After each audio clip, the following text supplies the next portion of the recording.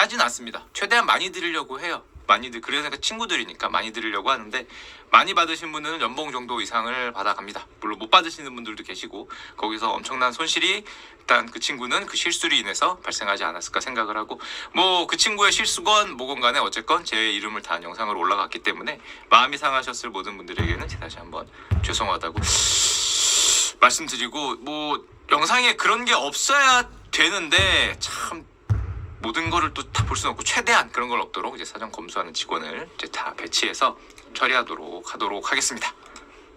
라는 게 이제 첫 번째였고요. 첫 번째 사과 드리는 말씀이었고 또 있습니다. 이번 주에 진짜 그 무기력감에 빠져 있었습니다. 그 무기력감, 무력감. 다음 주에도 그럴 것 같은데 번아웃이라 그러죠. 와, 목표감도 상실되고 뭐하러 이렇게 사나 뭐 이런 생각이 많이 들었어요. 내가 뭐 하려고 이러고 있나 뭐 이런 생각이 많이 들고 그래서 오늘 자료들이 역대급으로 안 좋습니다. 왜냐하면 뻗어 있었기 때문에 몸도 아프고 한 이틀째 밥도 하나도 못 먹은 것 같은데 이 기회에 다이어트 하고 있습니다.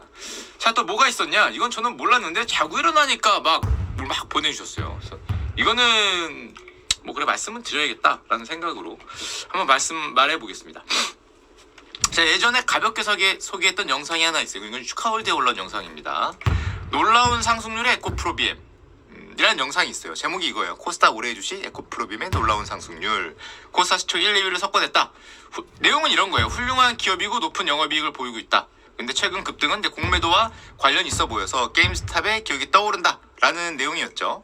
이 훌륭한 기업이면 좋은 기업인 거는 배제할 게 없는데 가격이라는 거에서는 저는 잘 모르겠다라는 내용을 사실 가격은 저는 모르겠어요. 이게 싼지 비싼지 올라갈지 내려갈지 자체를 모르겠습니다. 왜냐하면 이 기업이 이게 에코프로비엠이 아니라 삼성이라고 해도 저는 프랍 생활을 한 6년 정도 했는데 그때 운영팀에 있다 보면은 반드시 올라간다고 제가 확신을 했던 종목이 마이너스 50% 반값 이상을 찍는 거를 정말 많이 봤습니다. 반대로 이건 도저히 떨어질 수 없는 기업이라고 해서 샀다가 손 잘린 애들도 많이 봤고요.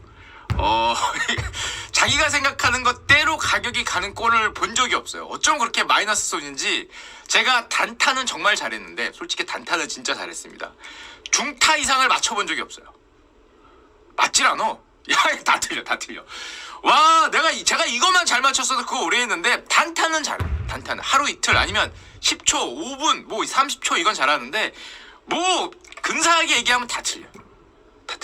가격은 무서운 거다. 가격은 삼성전자 10만원 갈지 4만원 갈지 삼성전자는 훌륭한 기업이죠. 근데 좀 모르겠어요. 그건 진짜 모르겠어갖고 맞춘 적이 없기 때문에 모든 종목에서 사실은 가격 얘기는 제가 만약 했다면 건너들으시면 되고 안 했다면 뭐 당연히 모르니까 그렇게 얘기한 건데 가격은 무서운 겁니다. 가격은 좋은 기업이냐 안 좋은 기업이냐가 문제가 아니에요. 여기서 여기를 간다. 이거는 누구나 알 수 있어도 이렇게 갑니다. 이렇게 가기 때문에 저는 대부분 여기서 여기 가는 거고 분명히 확고한 의지를 가져도 여기 오면 나가지. 여기 오면 나가. 이게 한 1년이면 갈 거다. 내일 여기면 내일 나갑니다. 원대한 비전을 가져도 내일 나가면 손이 나가는 게 우리 곁에 내일이 뭐야 5분 만에 내 1년짜리 비전이 없어지는 거를 수두룩하게 경험을 했기 때문에 이 뷰와 가격은 다르다. 가격은 정말 뭐 신성한 거다라고 생각을 프라베스 때 많이 생각을 했죠. 자, 그런데 저 영상을 아마 좀 오해를 하시고 뭐 안 보셨을 수도 있어요. 저런 영상은 원래 자기가 싫어하는 건 보기 싫어하니까 아마 오해를 하시고 이런 말을 하시는 분이 있다 그래서 제가 약간 오해를 불식시키고자 요거를 잠깐 말씀드리고 저는 뭐 보진 않았는데 자고 일어나니까 이거 누가 약 보내셔서 자, 어느 분이 그랬다 그래요. 전 누구신지 잘 모릅니다. 자, 에코프로비엠을 게임스탑처럼 가치 없는 기업으로 무시했다. 그 영상을 보시면 알겠지만 공매도 때문에 가격이 올라갔다. 공매도 효과가 있으니까 그걸 얘기한 거지. 물론 게임스탑은 떨어졌죠. 에코프로비엠이 떨어진다는 얘기는 절대 아닙니다. 그건 좀 모르겠어요. 그걸 알면 내가 부자가 됐지. 그걸 알면 제가 프라베이 지금까지 있었지 이거 해서 돈 벌겠다고 이러지 않았죠. 그건 당연히 몰랐습니다. 그건 당연히 모르고 앞으로도 모르겠어요. 어떻게 될지 모르겠는데 다만 약간 오해를 하셔서 기분이 상했겠죠. 그래서 가격 얘기는 조심해야 돼. 삼성전자 가격 떨어진다 얘기하면 삼성전자 주주분이 기분 나쁘고 삼성전자 가격이 올라간다는 얘기는 그나마 쉬운데 그것도 기분이 나쁠 수 있는 게 내가 아직 못 사면 또 기분이 나빠요. 이 주식이라는 게 그래요. 돈이 걸려서 올라간다 그래도 누군간 싫어하고 떨어진다 그래도 누군간 싫어요. 그렇기 때문에 이거 어쩔 수 없습니다. 그리고 올라간다는 것도 떨어진다는 것도 언제나 가장 중요한 건 언제냐입니다. 마켓 타이밍. 언제 올라간다 올라가겠지. 근데 5년 뒤에 올라가면 뭐해? 떨어진다 떨어지겠지.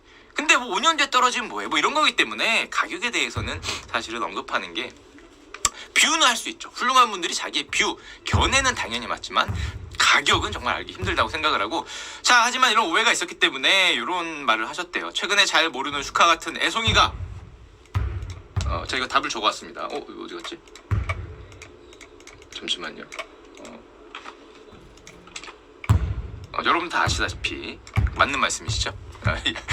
여러분들도 많이 예상하셨을 거예요. 이건 맞다. 아래 내용에 대해서는 아마 많은 분들이 어쩌고 저쩌고 하셔도 요 첫 줄은 저도 이렇게 살짝 댓글을 봤는데 모두가 다 하나같이 어떻게 하셨는지 뭐 그런 분위기더라고요. 그래서 여러분들이 예상하는 거 그대로, 여러분들이 기대하시는 그대로 맞는 말씀이시죠? 야, 맞는 말씀. 제가 애송이가 아니었으면은 계속 그걸로 돈을 벌어왔습니다. 물론 안타는 자주 쳤죠. 홈런을 못 쳐서 문제지.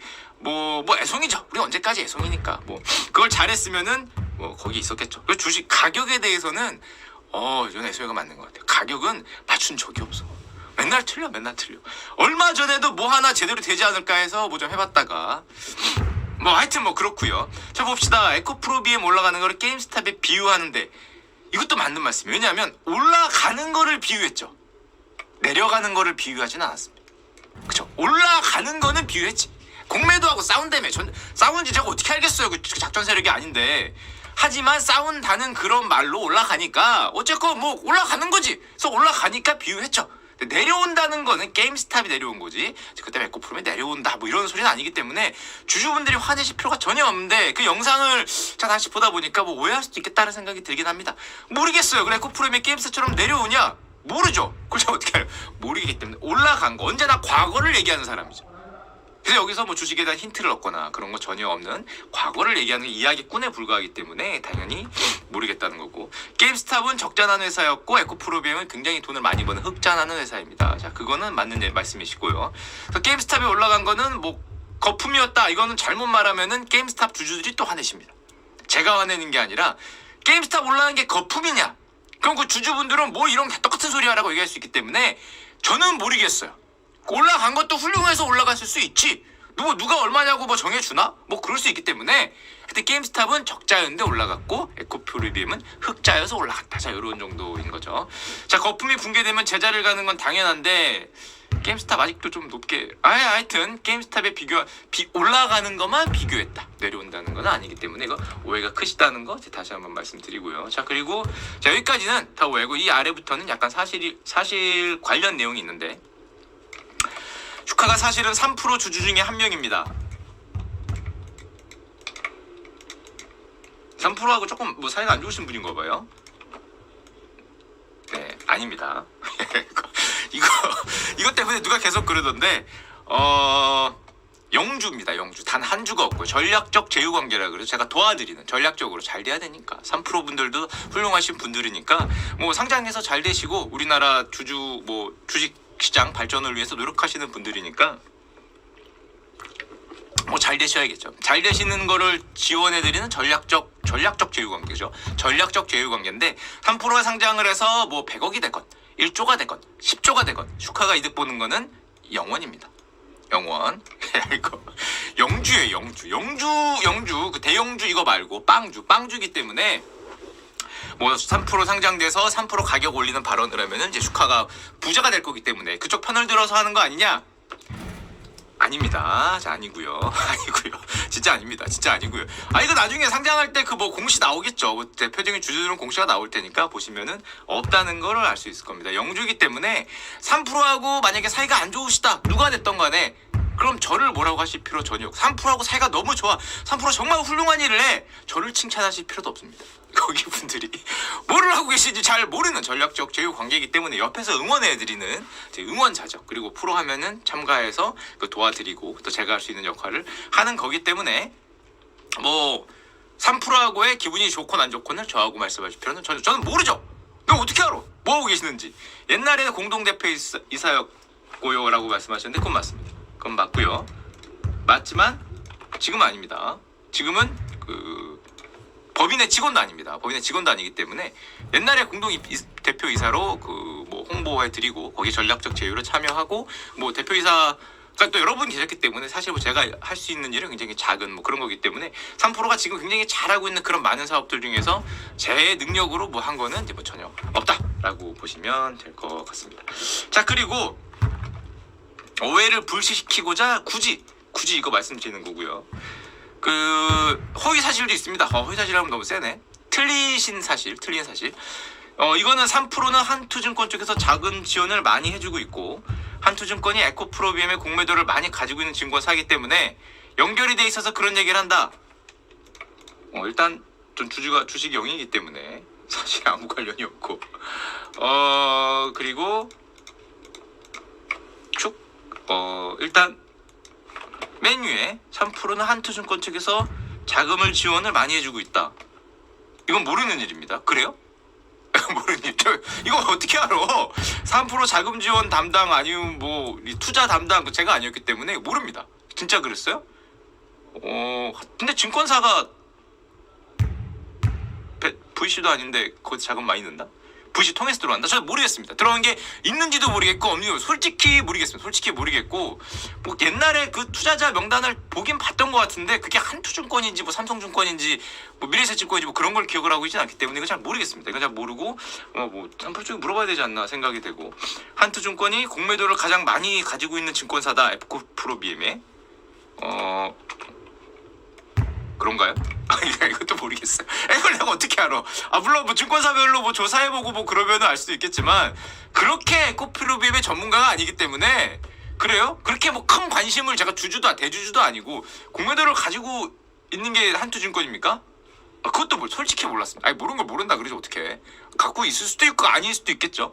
다만 궁금한 건 증권사가 프랍에서 들고 있다는 소리인지 크레딧북이라고 뭐 ELS북 이런 거 있거든요. 그런 데서 공매도를 쳤다는 말인지 아니면 한투증권사를 통해서 증권사니까 누군가가 다른 세력들이 그 증권사를 사용해서 때렸단 말인지 이건 정확히 모르겠어요.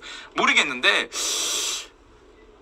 전 이제 프랍에만 있었으니까 프랍에만 있던 애송이기 때문에 프랍 얘기를 하자면은 프랍은 그렇게 자기 증권사하고 애착 관계가 이렇게 얘기하면 좀 죄송하지만 제 경우에는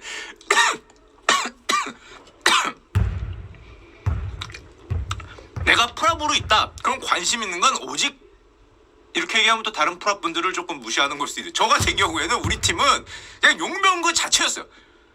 돈 미세. 우리는 그랬어요. 이 프랍은 어떻게 됐건 돈을 벌어서 몇 번의 성과급을 가져가는 정말 칼 한 자루 든 무슨 낭인 같은 존재였기 때문에 용병 그 자체잖아요. 그래서 그 증권사가 뭐 하는지는 그렇게 큰 본부장님은 관심이 있지. 본부장님은 당연히 이사님이니까 운영진이 관심이 있는데 우리 같은 말단은 뭐 증권사가 어딜 밀어주고 싶고 안 밀어주고 싶고 그거는 보다는 내가 오늘 얼마가 버냐가 최고였기 때문에 만약에 프랍에서 그랬다면은 뭐 증권사의 역할과 그렇게 큰 관계가 없었을 것 같은데 제가 있던 시절은 그랬습니다. 제가 있던 시절엔 뭐 예를 들면은 뭐 내가 뭐 어디 있다 그렇다고 뭐 그럼 거기 더 사준다 더 팔아준다 그런 건 없었어요. 무조건 돈을 벌지 못하면 내일 잘리는 게 프랍이기 때문에 뭐 그런 건데 어디가 잘 모르겠습니다. 잘 모르겠고 자 아마 한투증권이 3%를 밀어주니까 3%가 한투증권 또 에코프로비엠의 공매도를 쳐있고 그러니까 에코프로비엠 가격이 빠져야 한투증권이 이득이 되고 그래서 3%가 이득이 될 거기 때문에 나는 또 축하는 3%의 지분을 갖고 있기 때문에 그 3%의 이득을 위해서 에코프로비엠이 지나치게 많이 올라간 거고 앞으로 빠질 거다라고 주장을 하셨던 것 같은데 몰랐습니다. 몰랐고 한 주도 없고 전략적 제휴 관계라는 거 그리고 그런 연결이 있어서 그런 얘기가 나온 게 아닌 거는 절대 아닙니다. 그렇게 치사하게 하지 않습니다. 그렇게 제가 갖고 있는 주식은 참고로 우리나라 시가총액 50위 밖에 있는 거는 웬만하면 안 삽니다. 웬만하면 조금 아니면 안 사고 대부분 시가총액 10위 내를 삽니다. 왜냐면은 펀드 매니저 시절에는 주식 매수를 아주 못했고 ETF 같은 것만 했고 지금도 주식 관련 얘기를 하는 사람으로 인식이 돼 있기 때문에 나도 모르게 제가 갖고 있는 주식을 얘기할까봐 시가총액 10위 이내 웬만하면 아니면 50위 코스닥은 거의 안 본다고 보면 돼요. 혹시라도 오해가 될까봐 그렇게 하고 있기 때문에 이거 연결이 돼서 이제 그런 얘기를 한 거는 이제 절대로 아니다. 아니 뭐가 있어야 뭐 응원해주고 말고 하지. 그러니까 이 내용은 아닙니다. 이 내용은 아니라고 할 수 있고, 젊은 사람이 인생을 그따구로 살면 안 된다. 젊은 건 맞습니다.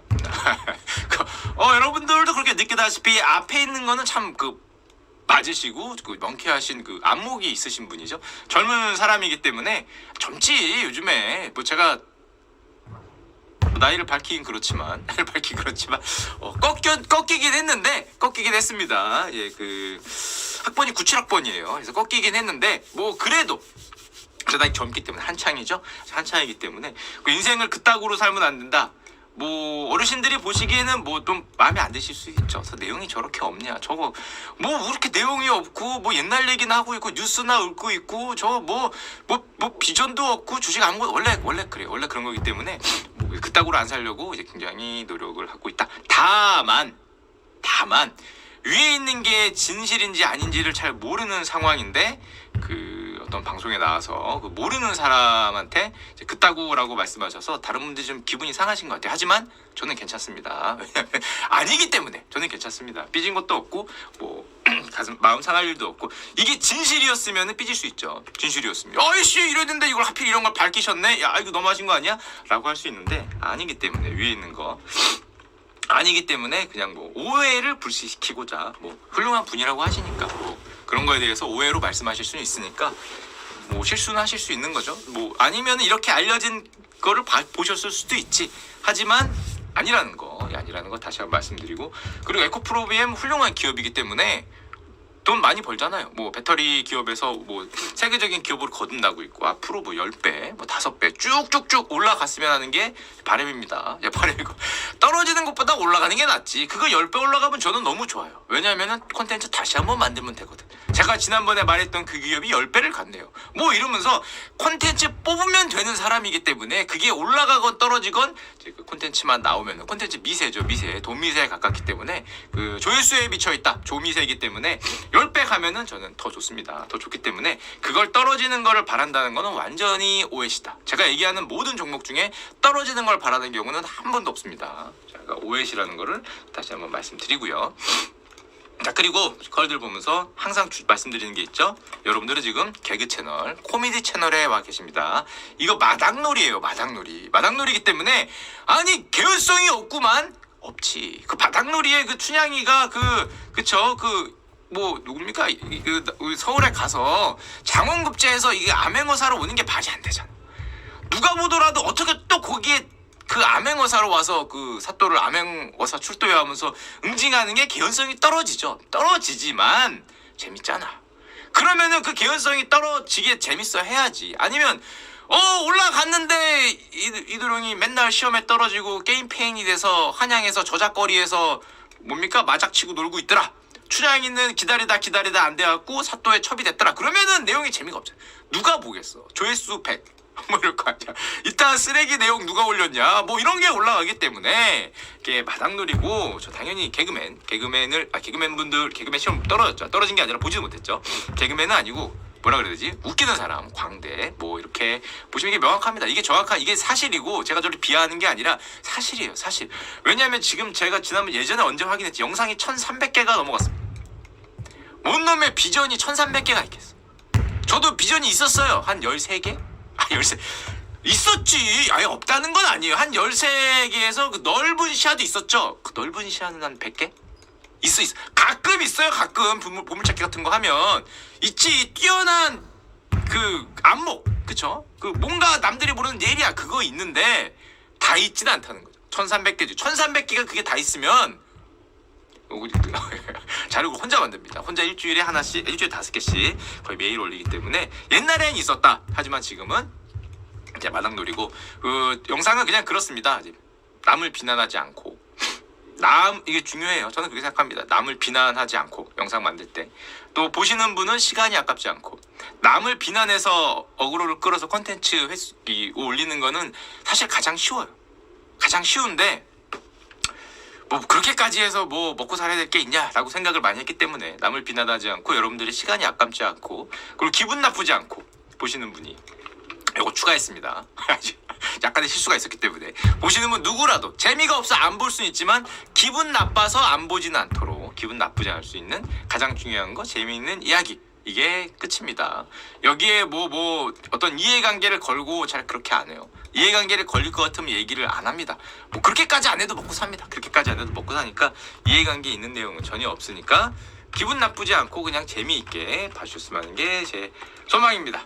끝! 야, 이번 주 뭐 영상 준비하는 게 아니라 뭐 해명을 뭐 그렇습니다. 뭐 해명만 하다 뭐 끝나는데 근데 그게 사실인 걸 어떻게 해요? 그게 사실인 걸. 그게 사실인 게 없기 때문에 예전에 뭐 3% 상장해서 잘 되시면 저도 부자가 되는 게 아니냐 뭐 그런 내용 많이 말씀하시던데 3% 상장돼서 부자 되면은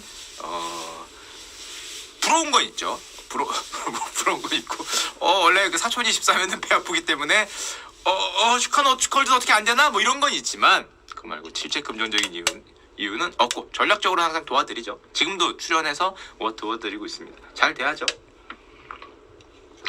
거기도 직원분들 많이 계시니까 100분 이상일 거예요. 제가 알기 100분 이상인데 우리나라 이쪽엔 또 최대 스타트업이니까 잘 되지 않으실까 생각을 합니다. 물론 배는 아프죠. 배는 배 아픈 건 어쩔 수 없지. 이거 어떡하겠어. 옆집이 그 부동산 가격 2억만 올라가도 배가 아픈데 그거 만약에 배는 아프죠. 배는 아프지만 인간적으로는 그 응원을 드립니다.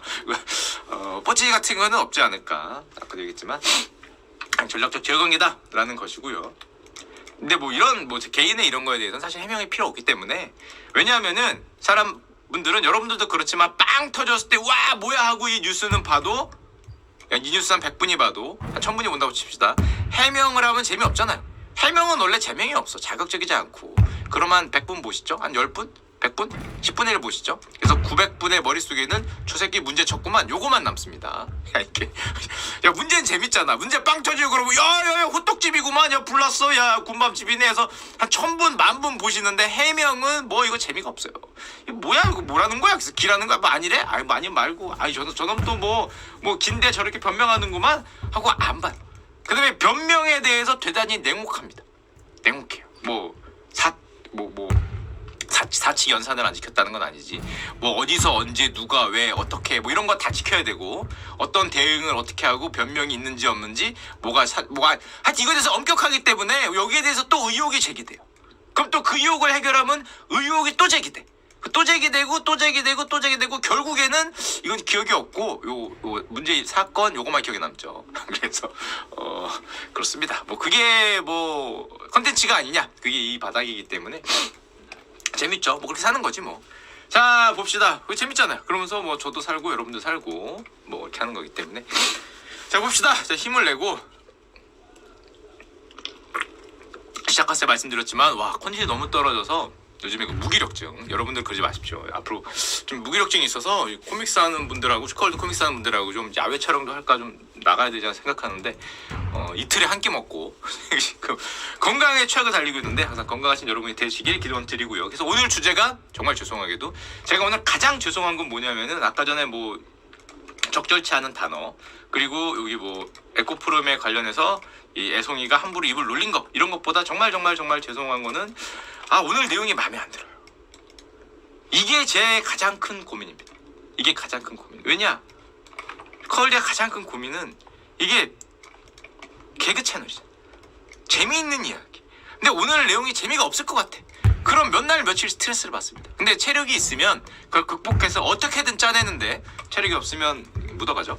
그래서 오늘 조금 정말 죄송할 것 같다는 생각이 약간 듭니다. 자 시작을 해보겠습니다. 오늘 가벼운 뉴스부터 도핑 하나 하고 가벼운 뉴스들이 되게 많아요. 스낵 같은 뉴스들이. 어떤 분이 그러시더라고요. 최근에 뉴스밖에 없다. 힘이 없어 그래요. 힘이 없어 그러고 조금 더 노력을 하도록 하겠습니다. 자 뉴스가 있습니다. 자 뉴스 퍼오는 사람 뉴 알못. 바로 어저께죠. 스페이스X가 역대 최대 로켓인 스타쉽을 발사했습니다. 제가 이틀간 밥을 한 끼 먹고 몸이 아파서 완전 뻗어있는 와중에도 한 손으로 이러면서도 끝까지 보고 있었던 게 저거예요. 여러분 보셨습니까? 어젯밤이죠. 발사하대. 카운트하는데 카운트 중간에 멈춰놓고 뭐 또 막 고치고 있고 그래갖고 속 터졌는데 이거 아마 저랑 같이 보신 분이 많으실 거예요. 참고로 저는 이거 실시간으로 보고 있었습니다. 증명할 수도 있어요. 요렇게 원래 스트리머는 이런 사람이죠. 유튜버는 그것도 어떻게 증거 남겨보겠다고 조용히 보면 될 거 이렇게 하나하나 캡처했죠. 이게 스페이스X 유튜브입니다. 나사 유튜브하고 동시에 했죠. 동시에 했는데 처음에 71만 명 하더니 이게 시간이 지나갈수록 166만, 제가 마지막에 찍은 건 이건데 더 올라갔을 수도 있습니다. 스페이스X 유튜브 발사 직후가 한 166만 정도 찍은 것 같아요. 나사는 제가 실시간으로 확인을 못했는데 제가 나사 처음 들어갔을 때는 한 17만 이랬는데 아마 이 맥스치에 한 30만 또는 그 이상 올라가지 않았을까 생각을 합니다. 합치면은 거의 전 세계 200만 명이 이 발사를 실시간으로 보고 있었습니다. 자, 그럼 이제 스페이스X 발사하는 거 맨날 똑같은 거 발사했는데 이번에 뭐가 그렇게 다르다고 200만 명이 이걸 실시간으로 보고 있었냐? 이거 스타쉽 로켓 똑같아 보이는데, 똑같아 보이지만 여러분들 다 아시지만 똑같지가 않죠. 왜냐면은 저 어설프게 보이는 저 로켓이 무려 높이가 120m. 지금이 아니라 지름이 9m. 최대 수송량 120톤에서 150톤. 인간이 만든 역대 최대 로켓. 거의 빌딩을 쏘고 있죠. 120m면 몇 층짜리야? 한 20층짜리 빌딩을 아파트가 날아가고 있는 겁니다. 아파트가 발사되는 모습을 이제 실시간으로 볼 수 있는데, 아니 이게 최대 수송량이 뭐 150톤이라고 하니까 이렇게 거대한 용량을 수송해서 뭐 했으려고 보면은 승무원들과 짐을, 이거 스페이스X 홈페이지에서 나온 글입니다. 지구 궤도, 달, 그리고 화성에 보내기 위해 재사용 가능한 운송 시스템이 필요하다. 사람들을 화성에 한두 명 보내는 게 아니라 거기에 지구 같은 정착지를 만들어야잖아요. 우주 정착지를 만들려면 10톤, 5톤 수송해서 어디다 쓰겠어. 한 번에 5명, 6명 갈 거 아니야. 그게 아니라 인류를 와장창창창 뭐 몇천 명, 뭐 이렇게 몇백 명, 뭐 아니면 몇 년에 걸쳐 몇만을 보내려면 커야 되죠. 정말 커야 됩니다. 그럼 몇백 톤짜리 수송을 가능하기 때문에 그걸 위한 운송 시스템을 이제 시험, 테스트를 해봤다라고 보시면 됩니다. 참고로 여러분들이 아까 보신 이 스타쉽 로켓, 요게 2단입니다. 아래는 당연하지만 재활용 로켓 발사하는 부분이고요. 발사체. 위가 여기가 이제 뭐 사람이 타거나 하는 스타쉽 본체 부분이라고 할 수 있습니다. 이 부분이죠. 이 부분으로 되어 있는데, 참고로 지금은 아마 그 크기인지 모르겠는데 나중에는 발사쉽을 제외한 스타쉽 본체 위에만 100명의 사람이 들어가서 화성을 향해 출발할 수 있습니다. 그때가 되면 더 크겠죠. 여기에 200명, 와씨, 뭐 500명 나중에 뭐 이렇게 탄 다음에 그게 발사하는 거죠. 그때는 사고 나면은 이건 진짜 절대 안 되기 때문에, 마치 우리가 뭐 대한항공 타고 200명, 300명 가고 뭐 해도 아무도 뭐 위험하다고 생각 안 하니까 이제 그 정도 안전성을 확보할 때까지 테스트가 필요하겠죠. 자, 그런 목표를 위해 발사했다고 할 수 있습니다. 그리고 참고로 발사 영상을 보여드릴 텐데요. 그 전에 이 로켓에 보면은 1단 로켓, 2단 로켓이 있는데 그 아래 로켓에 불 발사하는 데가 이렇게 생겼대요. 무려 33개의 로켓을, 보통 이렇게 큰 거 3개 하잖아요. 아니면 뭐 6개 정도 하든가. 여기 33개를 이렇게 한 다음에 쫙 이렇게 불을 붙여갖고 이게 꺼지면은 이쪽으로 약간 휘어지고, 이게 꺼지면 일로 휘어지고, 이렇게 조정을 하는 거죠. 화력 조정을 해서 이제 비행기 위치나 속도 같은 거를 조절하는 33개의 로켓을 정밀하게 제어하는 슈퍼 헤비 로켓이라고 합니다. 그런 기술도 이번에 이제 시험해보는 그런 역할이었다고 보시면 될 것 같습니다. 저 위에 스타쉽은 뭐 이제 아마 과학 유튜버들이 너무 잘 설명을 해주실 거예요. 오늘 간단하게 뉴스 정도만 보면 나중에 이런 식으로, 요게 그 아르테미스 그 달 탐사 그 프로젝트가 있죠. 나사의 아르테미스 프로젝트 같은데 이렇게 달에 뭐 이런 거 인류가 만들면은 거기에 이런 걸 타고 이제 역추진으로 쫙 내려앉는 거죠. 에일리언 같은 데서 많이 본.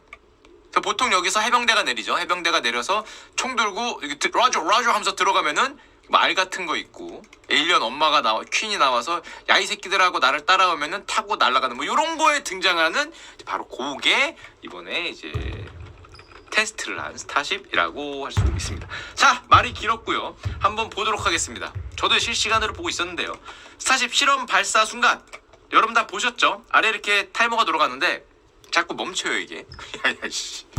야 1분 20초인가 1분 40초에 멈췄어. 전 그래서 발사한 줄 알았어. 뭐야 발사하려고 멈췄나 그랬더니 여기다가 뭐 체크 중입니다. 고객님 잠시만 기다리세요. 뭐 이런 거 뜨고 지들이 멈춰놓고. 그래서 여기 있는 시간을 반드시 믿으면 안 되는데 엄청나게 큰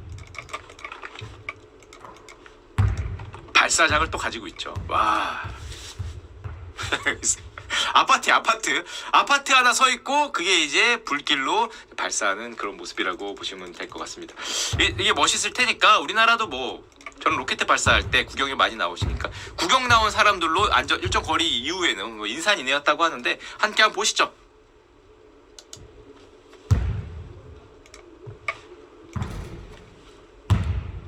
이거죠. 꽂고.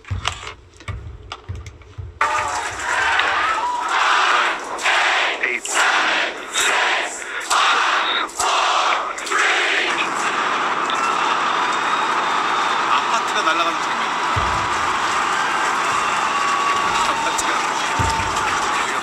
이 아파트 간다. 진짜 어마어마하게 육중 크기 그 자체. 가는 겁니다.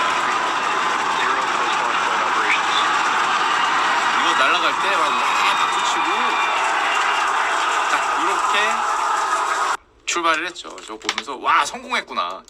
역시 대단하다 스페이스에서 저 거대한 것도 성공을 했구나 라고 생각을 하고 계속 보고 있었는데 여러분들 중간에 보셨겠지만 갑자기 얘가 빙글빙글 돌기 시작했죠.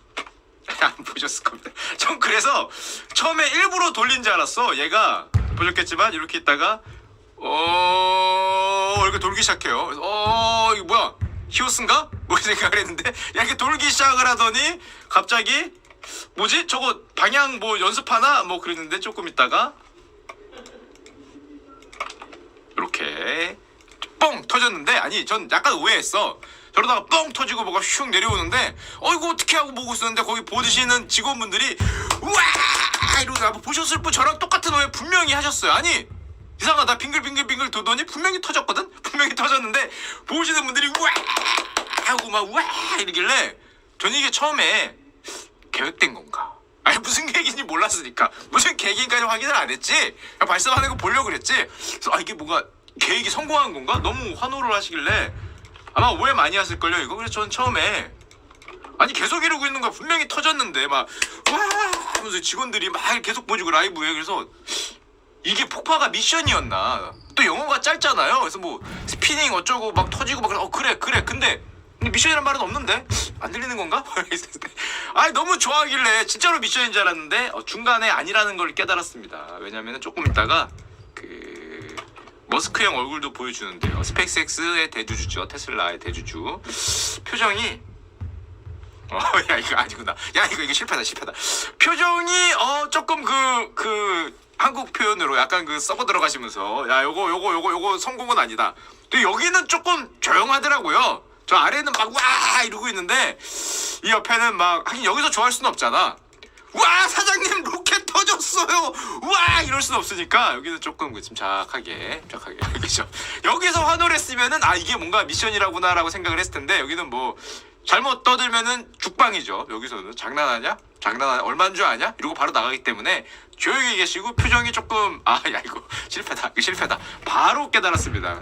아직도 궁금한 건 물론 이 미션 자체가 이게 뭐 완벽한 실패는 아니라고 그래요. 이 제가 보니까 스페이스X가 요번에 요 스타쉽이 이렇게 발사대 클리어링에서 무사히 발사하는 것만으로도 굉장히 큰 성공이다. 사실상 성공이다.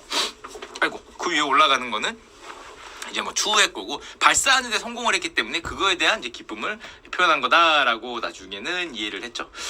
뭐 그래서 하여튼 일단 목표는 완료를 했다. 하지만은 쭉 올라가다가 터지는 모습도 있구나. 터지는 모습도 잠깐 보여드리겠습니다. 준비가 돼 있네요. 역시 자네야. 요게 날아가다가 Yeah, it does appear to be spinning, 이렇게 but 가다가 I do want to remind everyone that 돌더니 everything after clearing the tower was icing on the cake.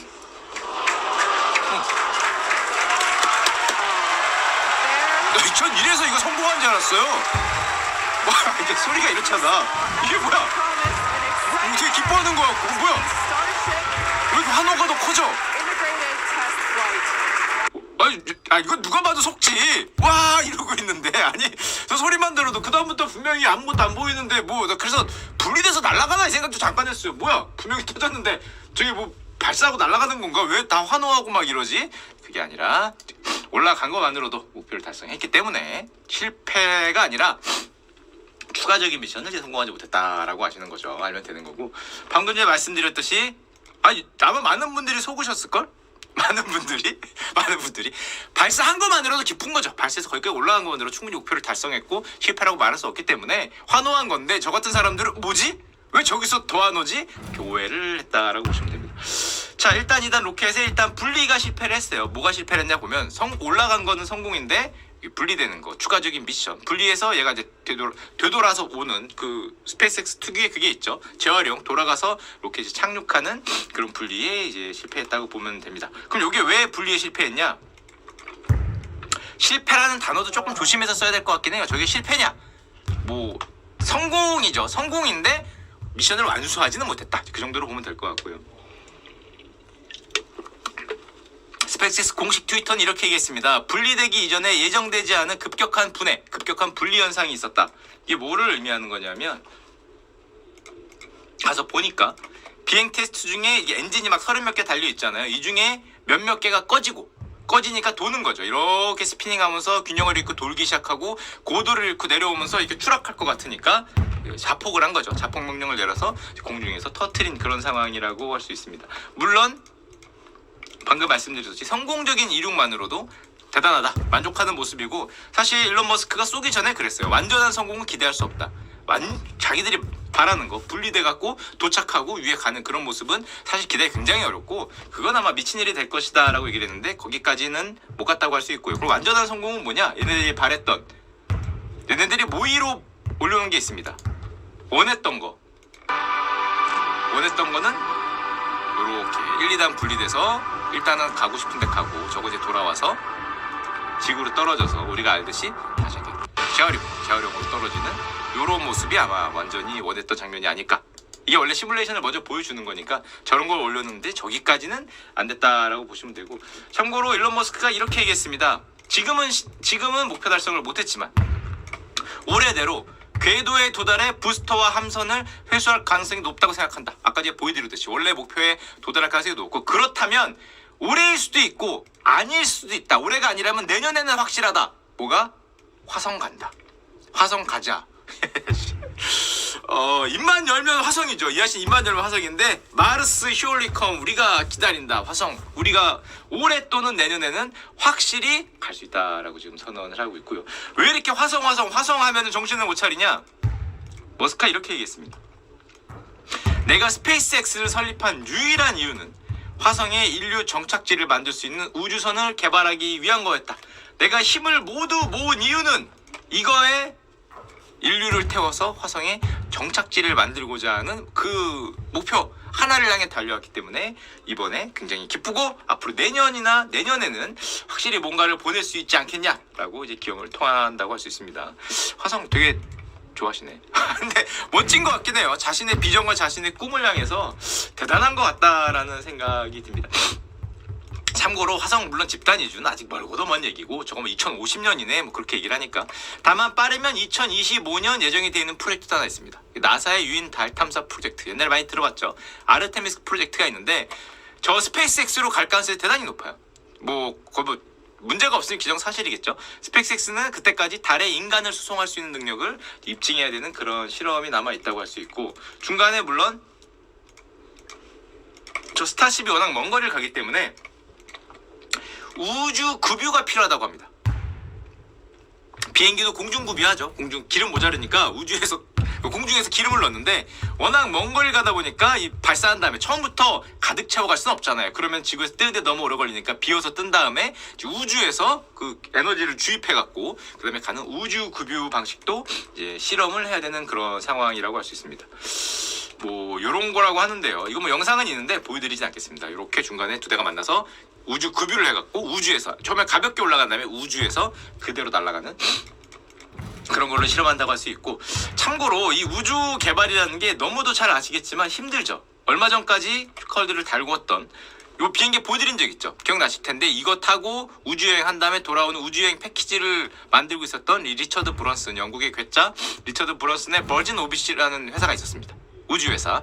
비행기로 우주선을 공중까지 끌어올린 다음에 공중에서 얘를 발사해서 인공위성 궤도로 올리는 뭐 그런 회사였는데,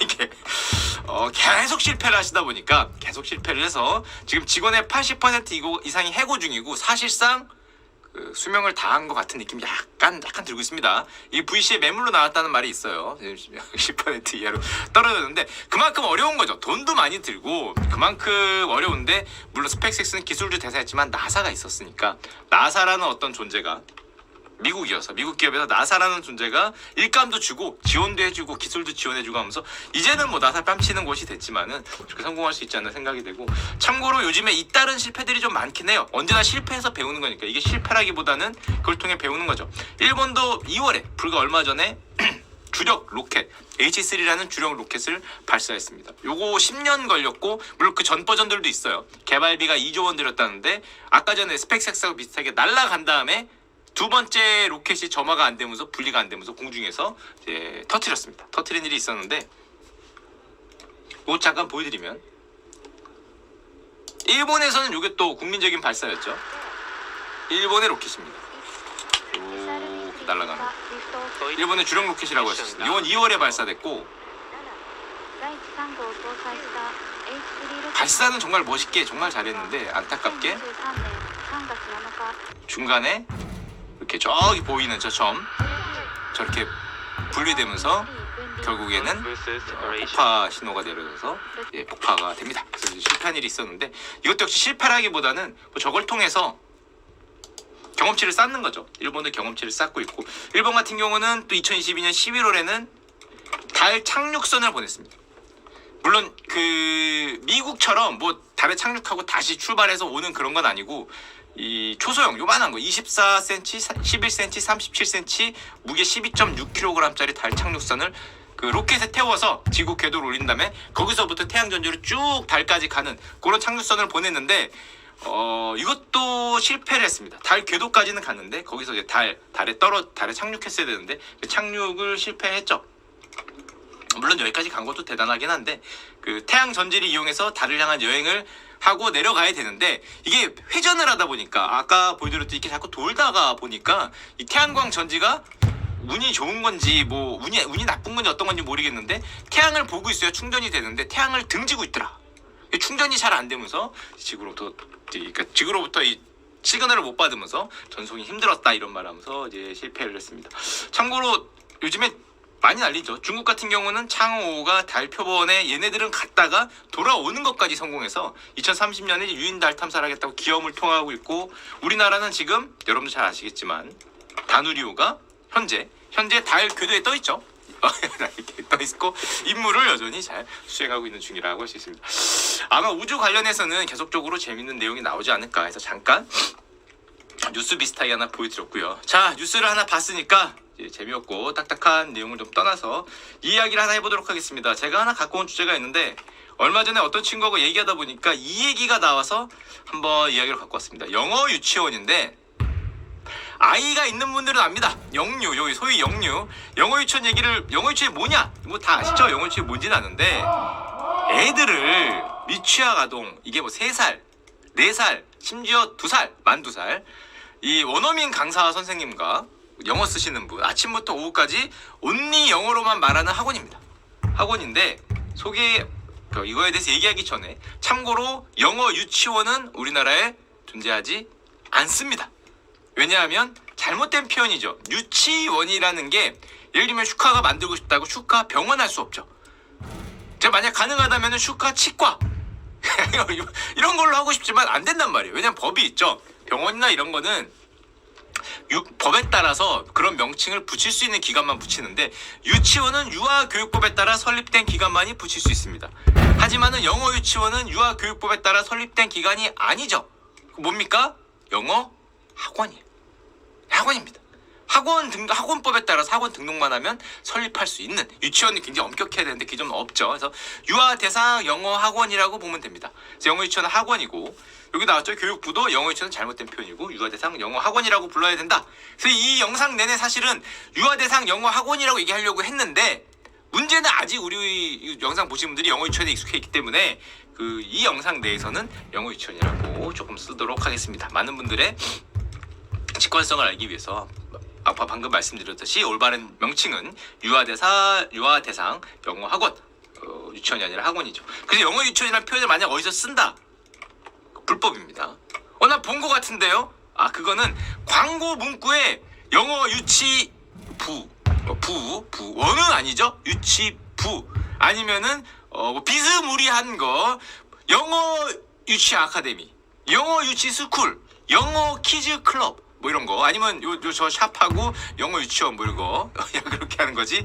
공식적으로 저걸 쓰면 불법입니다. 그래서 뭐 잉글리시 파크, 캠퍼스 뭐 이런 것들 등등등 나오는 게 이게 학원이어서 그렇다는 걸 알아주시면 될 것 같고요. 근데 아마 그렇게 생각하실 거 아니에요. 저도 옛날에 유치원을 해보려고 마음을 먹었던 사람 입장에서, 아니 저는 안 한 게 정말 다행이라고 생각하는 게, 영유아 인구 박살났잖아요. 다 알잖아 이제 전 국민이. 2016년에 260만인데 2022년에 177만이에요. 뭐야 이거 맞는 자료야? 미쳤네. 잠깐만. 이제 이 자료를 제가 뽑지 않고 새로 들어온 직원한테 맡겼거든요. 그래서 불안합니다. 할 때마다 불안한데, 맞겠지? 얘가 잘 뽑아왔지? 야, 이것까지 잘못하면 또 다음 주에 죄송합니다. 이거 제가 토개를 제가 안 뽑아서 다음에 검수하도록 하겠습니다 할 수 있는데, 잘 뽑았으리라. 이거 근데 왜 검수 안 하냐? 그러면 검수할 바에 그 직원이 안 뽑고 제가 만들지. 검수하면 똑같잖아요. 이거 시간 오래 걸릴 것 같아서 직원 뽑아서 이거 뽑아줘 했는데, 그거 왜 검수 안 하냐 그러면 제가 뽑죠. 그렇기 때문에 믿겠습니다. 일단은 믿고 한 번에 모아서 이제 뭐 사과를 드리던지, 만약에 틀리면. 자, 하여튼 2016년 대비 영유아 인구가 절반으로 줄었기 때문에 당연하겠지만 일반 유치원은 굉장히 지속적으로 감소하고 있습니다. 어려워요.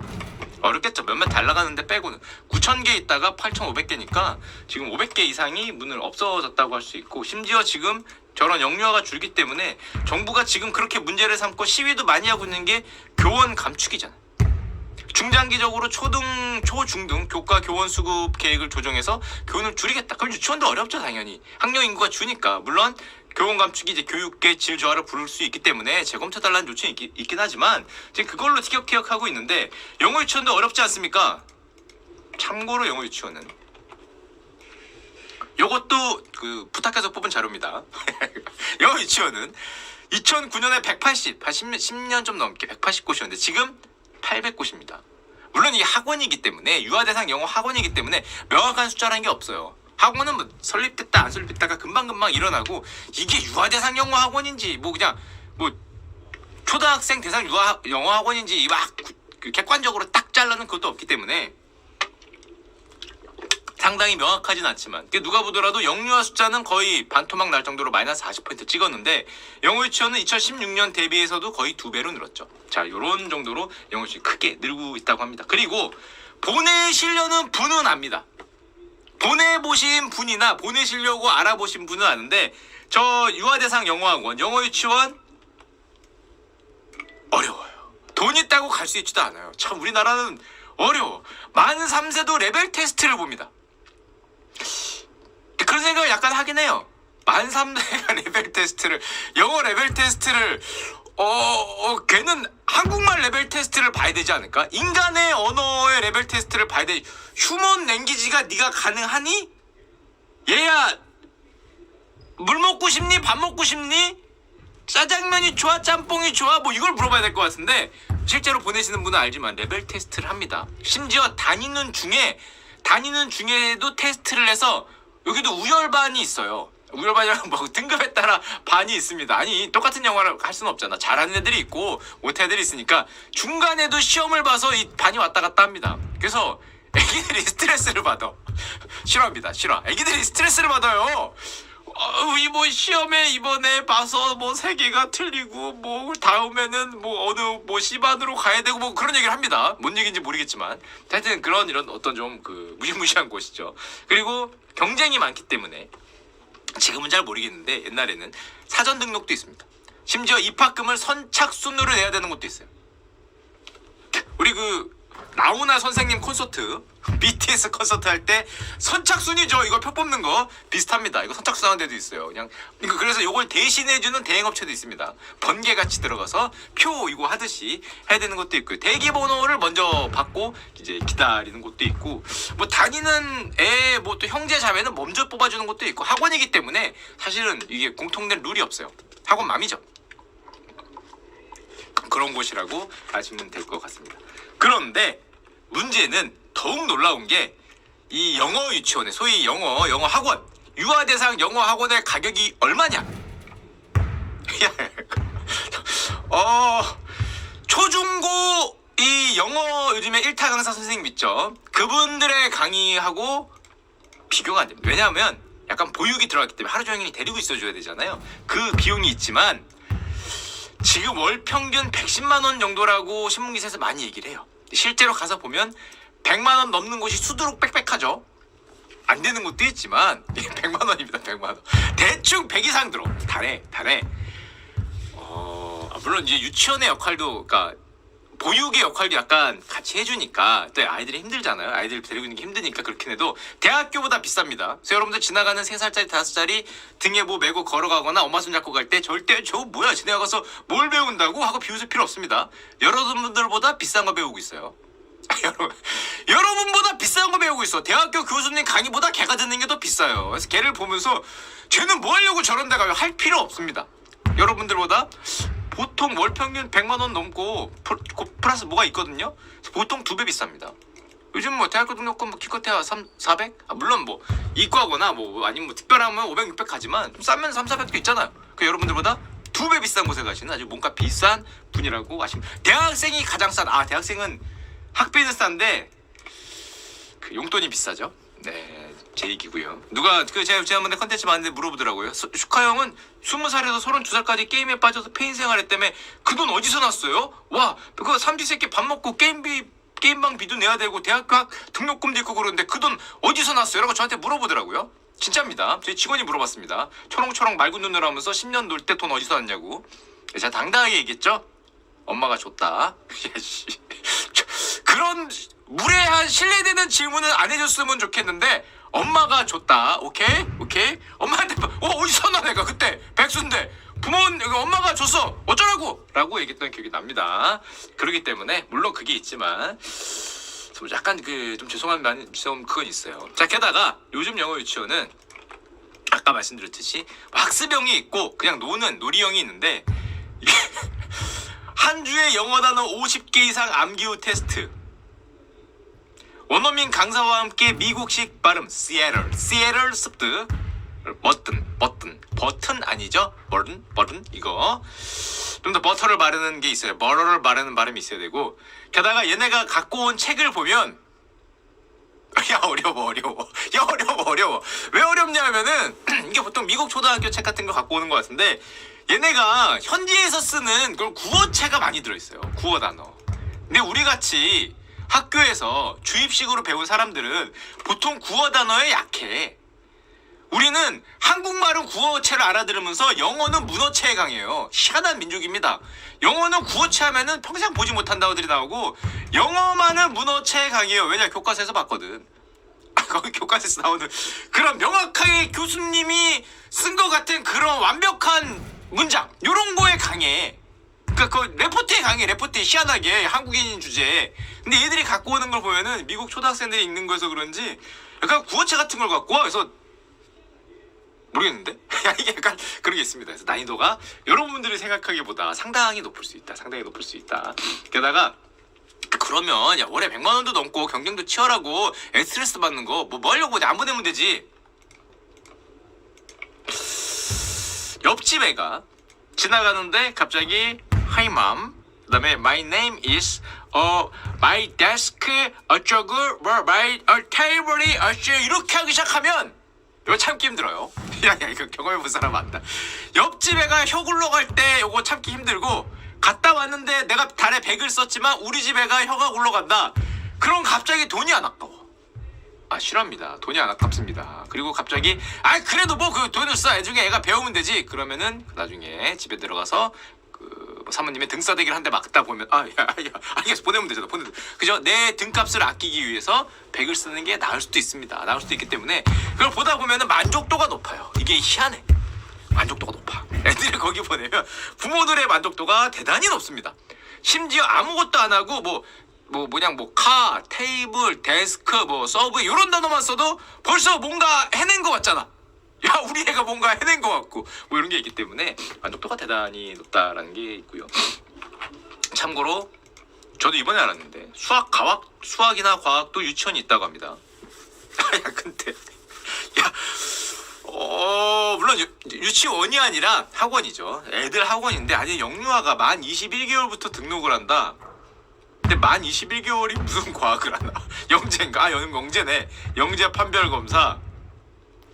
그렇다고 합니다. 뭐 그런 것도 있나 굳이라는 생각이 들지만 아까도 얘기했지만은 영유아도 학업 스트레스 받아요.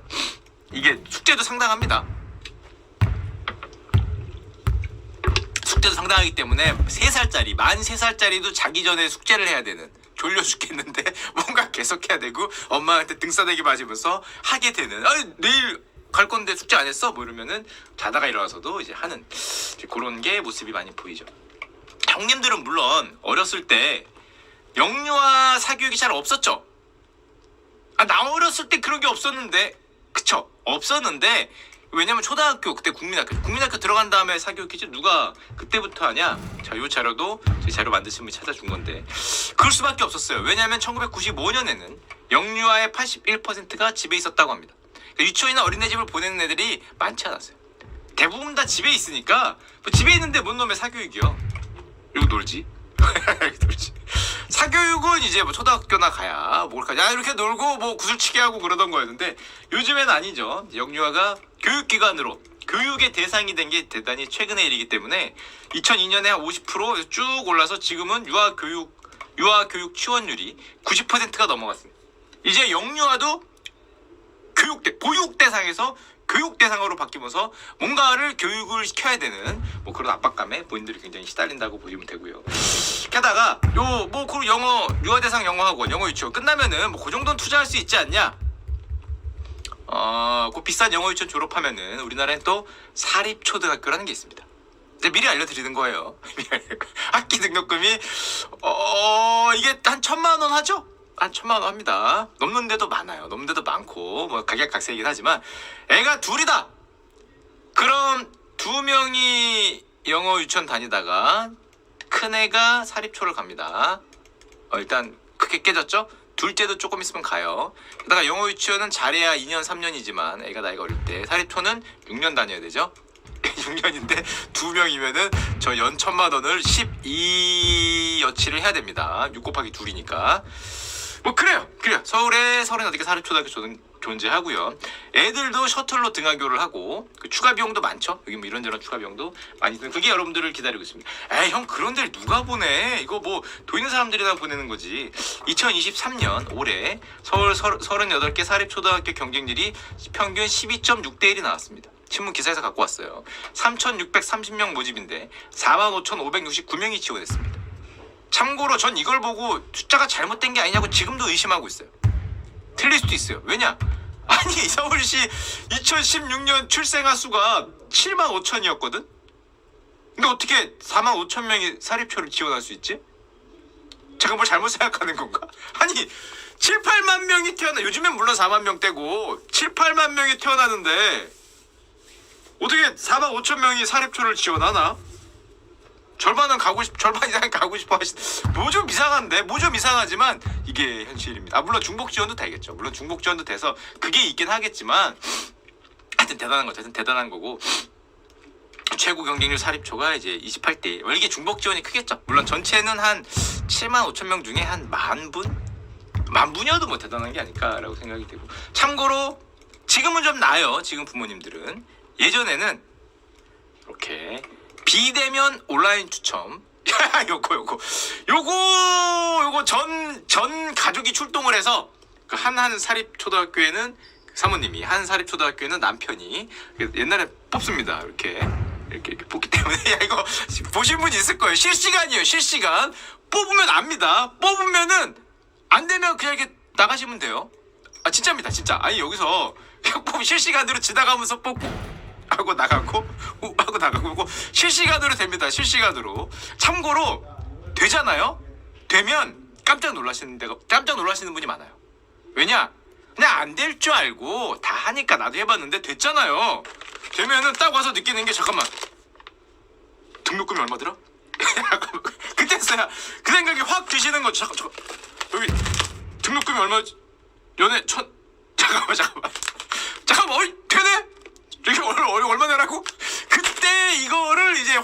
이 하시는 분이 많습니다. 그래서 나가면서 전화 들어왔고 어머 자기야 됐는데 저기 대출 어디서 받지? 야 우리 보내야 돼? 그때 고민하는 분들이 상당히 많기는 해요. 많긴 하지만 하여튼 이제 전국 앉아있는 분들 하나하나 일어나서 뽑고 나가십니다. 뽑고 나가시는 코로나 이전에는 이후에는 이제 비대면으로 합니다. 이거 비대면으로 돌리기 때문에 옛날에는 다르죠. 그 여기 아이 손잡고 오신 분들 있죠? 아이 그거 좀 아닌 것 같아. 아이 손잡고 엄마가 됐네 안 됐네를 아이한테 실시간으로 알려주면 아이도 이 상처를 받잖아. 이렇게 막 안 된 것 같고 막 아이는 이게 뭔지도 모르는데 막 좋은 것 같으니까 되면 좋은 것 같고 안 되면 안 된 것 같은데 안 됐다 그러면 또 상처를 받으니까 뭐 그런 게 있었긴 하죠. 근데 사실 좀 그렇긴 합니다. 이 영유의 사립 초등학교 콤보 이게 경제적으로 감당이 가능한가? 와 이게 사립초 6년이거든요. 영어 유치원도 뭐 2년 길면은 뭐 3년까지 다니는데 달에 100만 원 이상. 거의 150 가까이 뭐 잡아 120, 150?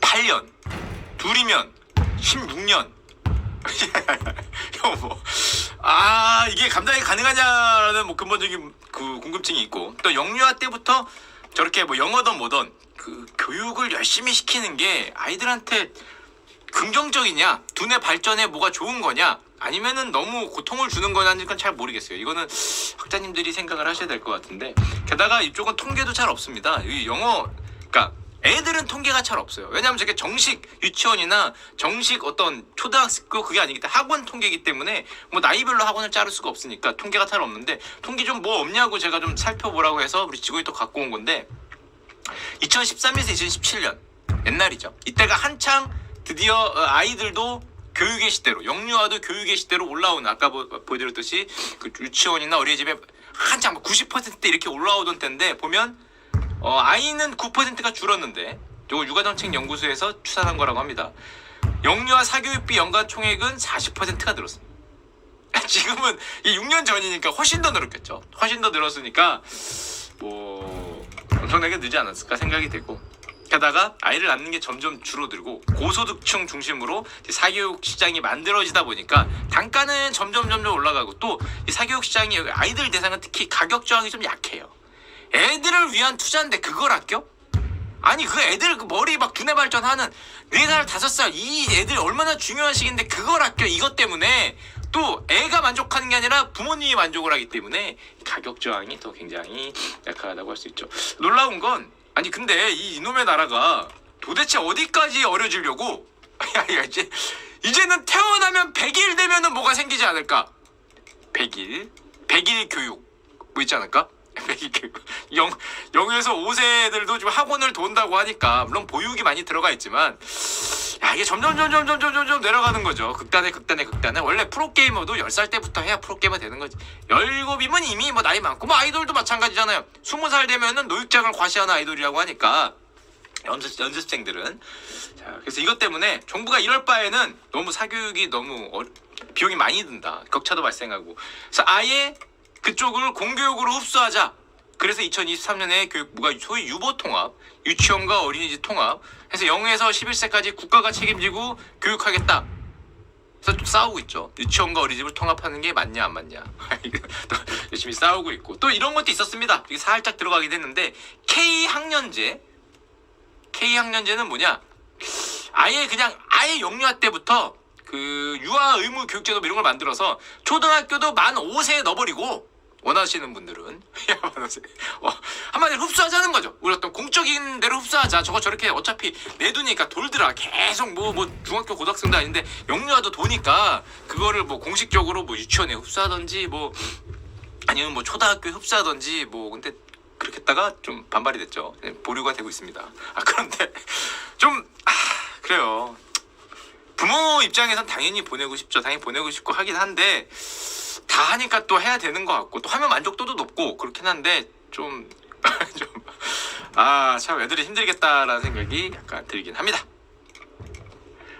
또 고민하시는 분들 많으실 거예요. 주변에 많이 봤거든요. 영유 보내야 돼요? 라고 저한테 많이 물어보더라고요. 영유 보내야 돼요? 모르겠습니다. 저 잘 모르겠습니다. 부모의 만족도는 높다. 아이의 만족도는 잘 모르겠습니다. 자, 보고 그 다음 내용이 하나 있습니다. 왜냐하면은 제가 지난번에 그 무리가 있는 사건 당시에 요 냉면을 한 그릇 먹고 있었거든요. 반도 못 먹고, 진짜 반도 못 먹고, 참고로 양 많은 거 시켜서 꽃배기 시켜서 먹고 있었는데 갑자기 무슨 뭐 그 영상 내려야 한다 이래갖고 냉면이 울컥 쏟으면서 반도 못 먹고, 야 이게 얼마짜리였는데 그 아까 이거 사과드린 그것 때 사건 때문에 야 반도 못 먹고 이게 나왔던 사건이 있는데 그때 비쌌어요. 곱빼기이기 때문에 이게 얼마짜린데 그 열받아갖고 이 자료를 만들게 됐습니다. 그거 낭비한 게 너무 아깝죠? 요즘에 얼마냐? 서울 지역의 냉면 1인분 평균 가격이 1692원입니다. 참고로 저는 13,000원, 14,000원, 15,000원, 16,000원을 가봤어요. 2만원은 뭐지? 이제 못 가본 데입니다. 못 가본 데인데 냉면 가격 미쳤다! 16,000원! 반도 못 먹고 나왔으니 하여튼 뭐 이렇게 정도로 냉면이 어마어마한데, 게다가 이거 비싸면 안 먹으면 되잖아요. 요게 좀 그래요. 이게 안 먹으면 되지, 알아. 게임 안 하면 되지. 도박 안 하면 되잖아. 야 마약 안 하면 되지. 그건 아는데 그게 쉽지 않다니까. 이게 그 저희 회사 다닐 때 신입사원 들어오면 항상 데려가는 데 있었습니다. 그 여의도에 있는데 그 옆에 그 아주 밍밍하게 하는 평양냉면집에 데려가서, 옛날에 얘기해드렸죠? 신입사원 막 20 몇 살 이런 애를 가서 먹이면 걔가 백방 그런 얘기했어요. 티는 안 내지만 뭐 이런 걸 나보고 먹으라 그러냐, 어디서 뭐라 그랬더라. 그 옛날에 말씀드렸죠. 이 맛의 그 여자 직원이었는데 아주 당돌한 애였습니다. 이 음식의 주제는 뭔가요? 라고 저희 본부장님한테 식사 자리에서 물어본 친구 있었습니다. 먹다가 너무 밍밍하니까 이거 뭐지? 그러니까 맛이 배드가 아니라 맛이 나싱하잖아요. 맛이 안 느껴지니까 이 음식의 주제는 뭡니까 본부장님? 물어서 본부장님이 먹다가 주제? 그냥 맛있으니까 먹는 건데? 뭐 이랬던 기억이 나는데, 어딘가 밍밍하지만 그 평양냉면 한번 빠지면은 밍밍한 걸 찾아다니죠. 어느 분은 뭐 걸레밥물이다 뭐 이런 표현도 하던데, 아닙니다. 이게 참을 수 없어요. 3번만 끌고 가서 3번만 여기다가 머리를 담궜다가 뺐다가 담궜다 뺐다가 혀를 3번만 적시면 그 다음부터 개가 가자 그래. 진짜입니다. 3번만 적시면 개가 가자 그래. 3번까지는 끌고 가야 되고 4번째부터는 같이 갑니다. 그렇기 때문에 참을 수 없긴 한데 혀를 좀 적셔줘야 돼. 여기 충분히 적셔주기 시작하면, 그 전에 만약에 항복을 하면 못 가는 거지만 신입사원이니까 3번 정도는 오죠. 자, 그렇게 하면은 이제 혀가 같이 적셔진다고 할 수 있습니다. 다만 문제는 예전에 몇 번 나왔지만 최근에 미쳤죠. 서울시 외식 평균 가격이 미쳐 돌아가고 있는데요. 자, 얼마냐 하면 2023년 3월 한국소비자원 기준으로 냉면이 1692원, 비빔밥도 10,000원 넘었습니다. 삼계탕은 뭐냐? 맞는 조사겠죠? 이제 여름이거든요. 곧 삼계탕 먹으러 갈 건데 잠깐만, 평균이 16,000원이면 조금 괜찮은 데는 20,000원이라는 소리죠. 조금 괜찮은 데는 20,000원. 와, 평균이 16,000원이요? 20,000원 훌쩍 넘는 것도 있겠네요. 한 22,000, 23,000원짜리도 있겠네. 칼국수도 8,700원, 김치찌개 백반이 7,700원, 짜장면이 6,800원 정도인데 감이 없다. 그래서 제가 감이 생기도록 코로나 딱 이전 2020년 3월 3년 전이죠. 코로나 이전과 하고 비교해봤습니다. 역시 한국 소비자에서 뽑아왔는데요. 냉면은 2020년 3월 코로나 이전에 9,000원이었어요 평균. 그럼 한 19% 올랐고요. 비빔밥은 8,600원인데 만원됐으니까 17%. 삼계탕은 비싸긴 하지만 워낙 비싼 거였기 때문에 별로 안 오르고, 칼국수 20%, 짜장면 33%. 2020년 3월에는 짜장면이 서울시 평균으로 5,000원이었어요. 와, 그런 때가 있었나? 벌써 엄청 옛날 같은데. 이제는 짜장면 5,000원이면 엄청 싸다고 느끼는데 그때는 그게 평균이야. 불과 3년 전. 김밥 2,500원. 진짜 그때는 그랬죠. 야, 벌써 라떼는 아닌데 여러분도 이제 저같이 되는 겁니다. 나중에 한 1, 2년만 더 있으면 신입사원 들어오거나 이제 막내 들어오잖아. 김밥 시켜라. 예, 4,000원이랍니다. 그럼 아유, 라떼는 김밥이 2,500원이었는데 야, 한 줄에 김밥이 4,000원, 5,000원이야? 여러분들도 다 그렇게 늙어가는 겁니다. 저희 옛날에는 김밥이 50원 한 줄에, 100원인가? 하여튼 뭐 이랬던 적이 있었는데 짜장면 5,000원이 옛날 얘기예요. 평균적으로 20% 이상이 올랐다고 보시면 됩니다. 한 2, 3년 사이에. 물론 월급도 올랐죠. 월급도 많이 오르긴 했는데 문제는 최근 3년에 왜요? 아니야. 저는 기억이 안 납니다. 기억이 안 나죠. 옛날에 그랬다. 제가 아버지한테 들었어요. 아버지한테 들었고, 상용 근로자 연평균 임금 총액의 상승분을 보니까 최근 3년 증가율이 한 한 10% 늘었어요. 물론 연봉도 10% 느니까 음식값 한 20% 느는 게 부담이 안 될 수 있는데 문제는 늘은 사람은 많이 늘었는데 안 늘은 분도 많이 계시죠. 그때 얘기 드렸지만 격차가 벌어진단 말이에요. 격차도 벌어지고 그래도 20% 가까이 외식비가 점심 비용이 증가하는 거는 누가 봐도 엄청나게 비싸기 때문에 얼마 전에 어떤 인쿠르트가 직장인 1,004명을 대상으로 설문조사를 했다는데 점심 가격 부담되냐? 95%가 부담된다. 매우 부담된다 56%, 약간 부담된다 40%. 만 원이 넘잖아요. 나가서 뭐 하나 먹더라도 아까 비빔밥이 10,000원 넘었으니까 10,000원에 커피 한 잔 이거 안 먹으면 되지 않냐? 혹시 안 먹으면 되는데 안 먹으면 되지. 그래서 잘은 안 먹는데 아주 안 먹을 수는 없잖아. 또 우리 팀이 다 나가는데 커피 먹자 그러는데 저는 4,000원 아끼려고 안 먹겠습니다. 이게 쉽지 않기 때문에 또 살다 보면 먹게 돼. 또 더운데 아이스 아메리카노 한 잔에 4,000원이지만 아침 일찍 가면 2,000원 하는 데도 있어요. 직장인 이거 뭐야 이거 대주면 이 회사 직원입니다. 그러면 2,500원 해주고 뭐 그런 데 있기 때문에 하여튼 이런 건 저런 거 먹다 보면은 점심값이 14,000원 정도 나가. 안 사줘도 사주면 난리 나죠. 회사 직원이 좀 귀엽다고 아니면 내 말 잘 듣는 그런 똘똘한 애가 들어왔다고 와서 밥 한번 사주면 바로 거덜나는 겁니다. 가끔 알 수 없는 호기에 내가 우리 직원 한번 쏠게 그러면 박살이죠. 박살이기 때문에 조심. 커피 먹다가 뿜을 수 있어요. 내가 커피 쏠게 조심해야 됩니다. 이제 커피 쏠게 한 4분 5분 쏘고 점심 쏘면 바로 박살이기 때문에 그러니까 엄청 부담이 되는 거죠. 자, 부담이 돼서 그걸 어디서 느꼈냐? 이 부담이 된다는 게 제가 얼마 전에 편의점에 갔는데 너무도 자연스럽게 편의점이 이렇게 생겼어요. 너무도 자연스럽게. 근데 제 기억에 이게 몇 년 전에는 이렇지 않았어. 이상하네. 이것도 라떼는인가 벌써? 아무리 봐도 몇 년 전에는 이게 이렇게 크지 않았어요. 요만하게 조그맸어. 그리고 이쪽에 뭐 과자 있고 이만했어요. 이거 편의점에서 차지하는 분명히 넓이가 넓어졌다. 이거 이상한데? 왜 그걸 제가 기억을 하냐 하면은 몇 년 전에 물론 몇 년 전이라도 꽤 오래됐죠.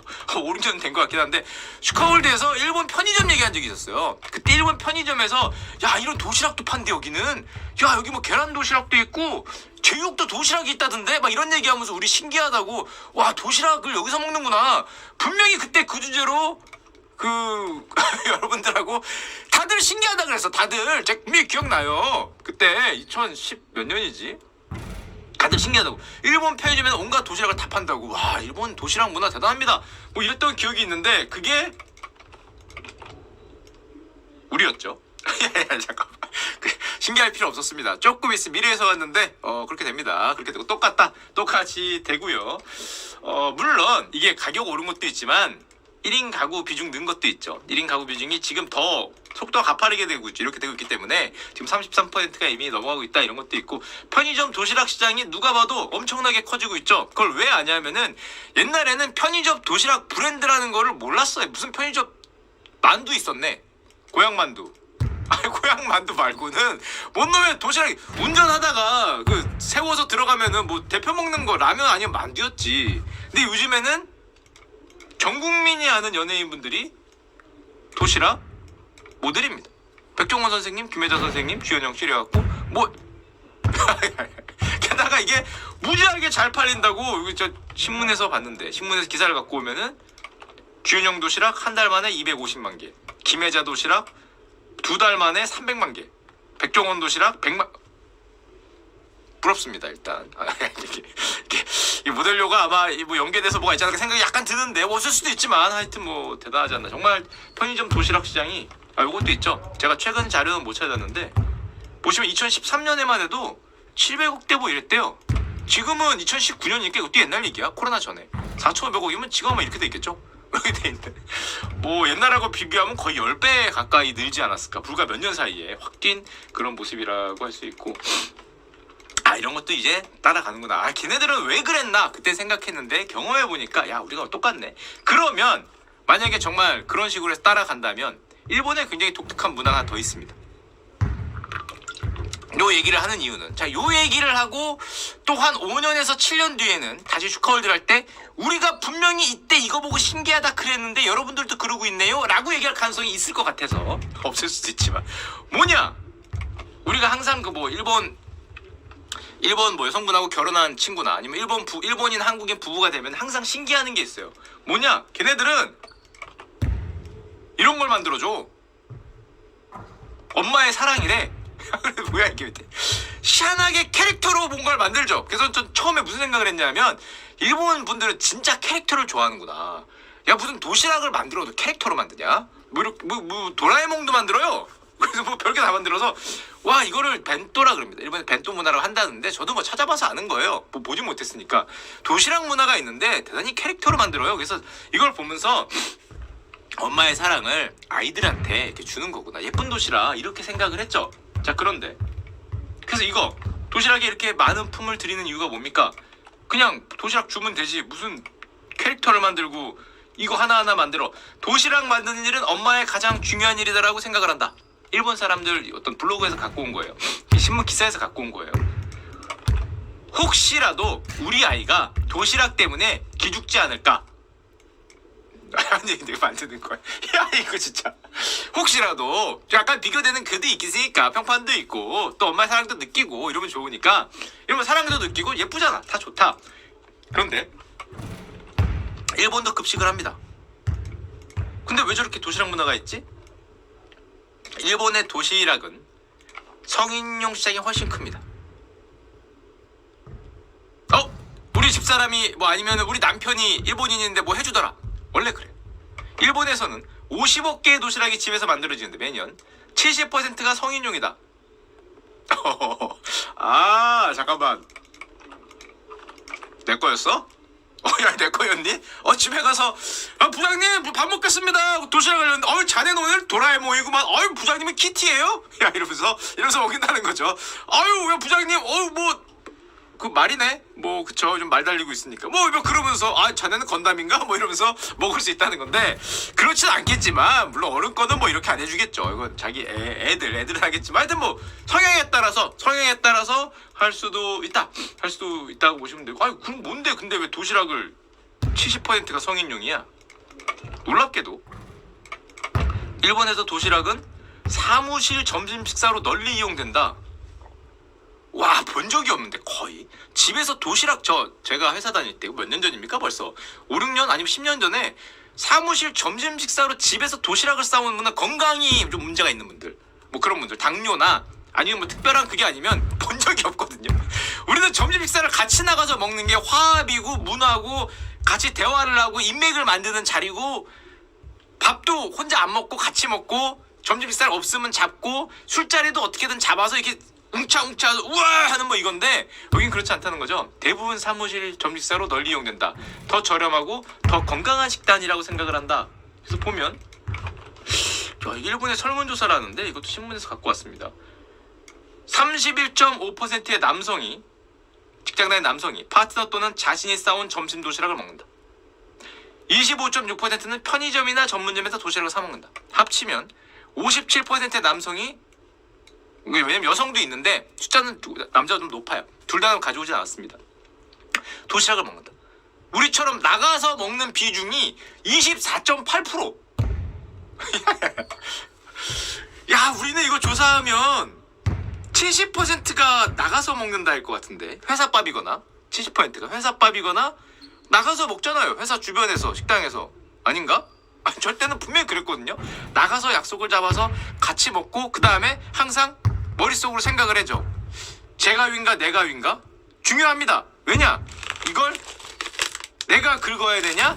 제가 긁어야 되냐가 걸려있기 때문에 님이 내 위? 아닌가? 내 위, 니 위인가? 머리 좀 잘 써야 돼. 그 다음에 잘 모르는 오랜만에 만나는 분과 먹었으면은 내가 갑인가 제가 갑인가? 아닌가?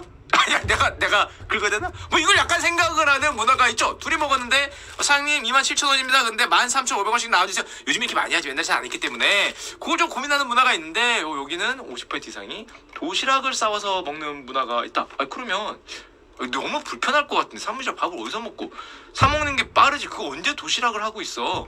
왜 그래요? 42.7%가 절약하기 위해서. 비싸다는 거죠. 냉면 16,000원 먹다가 반 토하느니 내가 집에 가서 싸워서 도시락을 먹겠다. 잘못 먹으면 내가 쏴야 되는데 커피까지 쏘면은 오늘 3만 원 나간다. 자, 그런 생각이 머리에 확 드니까 요가 30년 했죠. 얘네는 한 30년 하다 보니까 그런 사람이 서서히 늘기 시작하면서 그 절약을 하고 싶은 생각이 서서히 들면서 이제는 자연스럽게 과반수 정도가 도시락을 먹는 그런 문화가 정착을 했다는 건데, 물론 일본은 벤토 문화가 역사와 전통이 있는 문화라고 합니다. 그 도시락 문화가 우리랑 좀 다르죠. 쟤네는 뭐 아주 몇백 년 전부터 먹어왔다고 하니까 이게 뭐 문화적인 측면 당연히 있고. 그리고 그 일본 기사에 이렇게 나왔어요. 일본의 점심 외식은 싸지 않다. 500엔에서 1000엔 정도로 비싸다. 5,000원 만 원이잖아. 잠깐만, 아까 얼마였더라? 5,000원 만 원? 싼데? 싼다기보다는 잠깐만, 우리나라 뭐야, 이거죠, 이거 뭐야, 5,000원짜리 없는데? 야, 이거 5,000원짜리 짜장면 하나를 먹어도 야, 그거 넘구만. 뭘 5,000원 만 원이면 먹을만 한데 그걸 굳이 도시락을 싸다 먹나. 한국인들이라면 그렇게 생각할 수 있지만 이제 일본인들은 오랫동안 이제 급여가 안 오르고 하다 보니까 저게 이제 큰 돈이 매일매일 그렇게 먹으면 거짓골 면치 못한다, 뭐 이렇게 해서 도시락을 많이 들고 간다 그러고. 그래서 오히려 요즘은 도시락 재료들을 완성형으로 마트에서 판다. 그러니까 얘네 요런 애들 완성형으로 마트에서 판다는 거죠. 요런 거 뭐 이런 건 대량으로 사면 싸다. 그래서 자기가 외식보다 싸니까 어쨌건 물론 조금 비싸긴 하겠지만 남들이 만들어주는 그 서비스 비용은 안 들어가니까 요런 것도 이제 파니까 그냥 사서 이렇게 맞추면 된다. 더더욱 많은 사람들이 점점 집에서 점심 도시락을 만들어 가고 있는 게 일본의 뭐 지금까지 뭐 몇십 년에 걸쳐서 일어난 일이고 지금 현재라고 할 수 있다는 거죠. 우리나라에서는 개인적으로 이게 뭔지 모르겠네. 좀 뭔지는 모르겠는데 우리 아버지 세대에는 이런 걸로 드셨죠? 기억이 하나도 없긴 한데 뭐 이런 걸로 이제 이런 것도 우리는 추억인데 뭐 그러셨다고 합니다. 뭐 그러셨다고 하는데 뭐 이거 뺏겨 먹을까봐 이 뚜껑 열 때, 왜냐하면은 확 열었다가 고기 반찬이면 젓가락이 막 날라 들어오죠 이렇게. 잔인한 것들. 이게 그 동그랑땡 소세지 있어요. 그거 잘못 들어가면은 젓가락이 날라 들어와. 저 멀리서 막 와이파이처럼 젓가락이 와서 갖고 가기 때문에 조심스럽게 열고 확인한 다음에, 우리 엄마가 오늘 좀 녹색 그 풀떼기를 좀 좋아하시는구만 하면은 과감히 열고, 뭔가 좀 분홍색이나 좀 핑크색 뭐 이런 게 있으면 좀 조심스럽게 열고 해야 되는 게 이제 과거에 이런 게 있었는데 뭐 기억엔 없지만 이제는 아니죠. 이제는 왜냐면은 대한민국은 일본도 마찬가지지만 초중고가 100% 급식을 합니다. 무상급식 제도도 있죠. 지금 11,903개 교에서 100% 급식, 1일 평균 538만 명의 급식, 99.9%이기 때문에 요즘 도시락을 싸간다는 말을 거의 못 들었을 것 같은데. 물론 조금 젊은 형님들은 이런 거 야, 진짜 오랜만에 본다. 와, 요거 참고로 자율학습하는 학교들 있습니다. 밤 9시에 끝나는 학교들 있죠. 밤 8시, 9시, 10시 요거 2개씩까지 갔습니다. 2개씩. 요거 2개씩까지 갔어요. 2개씩. 왜냐면 점심 먹고 저녁 먹어야 되니까 2개씩까지 가고, 여기다가 요 밥 위에 계란 얹거나 밥 위에 치즈 올리는 게 국룰이었죠. 그래서 갖고 오는 요 반찬통, 너무 흔들면 흘러요. 여기 국 같은 거 너무 흔들면 그런 게 있었는데 이제는 뭐 우리나라에선 아직 없죠. 물론 일본도 급식합니다. 일본도 급식률이 95%이긴 한데 뭐 마찬가지긴 하지만 일본에 그런 문화가 있다는 거고, 아마 혹시 가격이 점점 부담이 되고 서로 누가 내왔는지 이렇게 눈치를 싹싹 보다 보면은, 일본은 도시락 문화가 원래 역사적부터 있다고 하지만 그래서 좀 더 쉬웠겠지만 우리나라는 뭐 그런 것까지는 없지만 왠지 좀 가능성 있어 보이긴 해요. 지금처럼 요속도로만 가면 뭐 예를 들면 조금 있으면은 비빔밥 15,000원, 비빔밥 15,000원, 라면 8,000원, 삼계탕 26,000원. 자, 요렇게 되면 예를 들면 냉면 한 19,000원? 야, 이러면 진짜 19,000원짜리 먹다가 반을 토하느니 이게 하는 게 나을 수 있습니다. 나을 수 있기 때문에 물론 잘 버는 분들이야 뭐 그냥 하겠지만은 좀 뭐 가능성도 뭐 있을 수도 있다라는 생각이 되고, 또 그러다 보니까 일본 이런 여행 같은 거 가끔 보면 가서 막 영상 찍어오고 좀 많이 하시잖아요. 그거 보면 재밌게 저도 보고 있는데, 요렇게 술집도 이렇게 칸막이가 있죠, 걔네는. 그리고 안주도 뭐씨 고양이 발바닥만큼 시켜 먹어. 아니 이게 뭐야? 한 3점 줘. 뭐야? 4점 주고 이걸 뭘 먹으라는 거야? 우리는 수북하게 쌓아놓은 다음에 3-4명이 이게 잔치면서 이거 먹어야 되는데 완전 그러면 뭐야 이거? 안주가 뭐지? 메인 메뉴 안 나왔나? 뭐 이렇게 봐야 되는데 좀 그렇게 하는 문화가 좀 있죠. 그래서 요건 물론 요거 고독한 미식가 요런 영향을 좀 많이 받았다 그래요. 일본에서도 혼자 돌아다니면서 먹는 요거를 좀 약간 재밌게 만들어 그런 만화죠. 일본에서 보면 에피소드 중에 이런 에피소드들이 여러분 커뮤니티 들어가면 많이 있을 거예요. 술을 마실 때 안주를 한국식으로 시켰더니 사장님이 너무 좋아하시더라.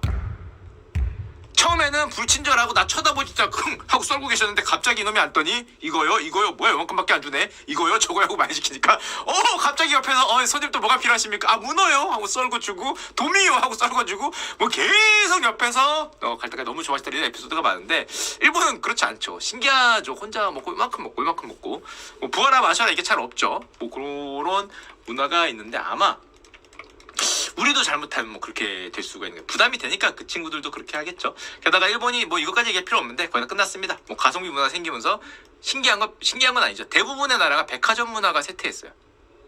이 보면 한 20년 동안 마이너스 30% 매출이 거꾸로 갔습니다. 우리나라는 이런 산업이 있으면 망하죠. 이렇게 돼도 망할까 안 망할까 하는데 산업이 이렇게 되면 이렇게 거꾸로 가면 무조건 망하는데 얘네는 뭐 사회 전체가 약간 잠겼기 때문에 매출이 거꾸로 갔죠. 그래서 우리나라는 그래서 얼마 전에 벌써 5년 7년부터 저는 온라인 막 이런 주문이 활성화되면서 백화점이 어려워지지 않을까라는 내용은 대단히 많이 나왔습니다. 근데 온라인이 활성화되면서 백화점이 타격을 받은 게 아니라 우리는 신기하게 지금까지는 대형마트가 백화점 편의점은 가만히 있는데 대형마트가 내려가고 그만큼을 온라인이 가져가고 있습니다. 그러니까 대형마트에 살 거를 온라인으로 주문하는 거죠. 대신에 뭐 백화점 뭐 좀 신기한 아무래도 여기는 또 명품이 또 받쳐주고 편의점은 아까지 도시락 받쳐주고 하면서 이렇게 올라가고 있고 온라인의 감소를 대형마트에서 대형마트가 어려워요. 생각보다 어렵다. 많이 좀 그쪽이 어려운 게 우리나라의 특성이라고 할 수 있습니다. 자 10시네요. 큰일 났습니다. 뭐지? 사과 방송하다가 오늘 시간 다 갔구나. 그 다음 거는 빨리빨리 가도록 하겠습니다. 왜냐면 다 아시는 내용이니까요. 오늘은 뭐 뉴스 같은 거밖에 없어서 가슴 아픈 내용 하나만 갖고 오겠습니다. 지난번에 했는데 이 전세 사기 쏟아지고 있죠. 왜냐면 우리 직원도 한 명 있어서 거기까지 조금 이따 한번 드리도록 하겠습니다. 자 쏟아지는 전세 사기에 관한 내용입니다. 이게 얼마나 쏟아지고 있냐면 지금 대한민국 정부가 전세 사기 태스크포스 팀 TF를 가동했어요. 전세 사기도 TF가 있구나. 야 진짜 얼마나 많으면 무슨 정부가 태스크포스를 가동을 하나.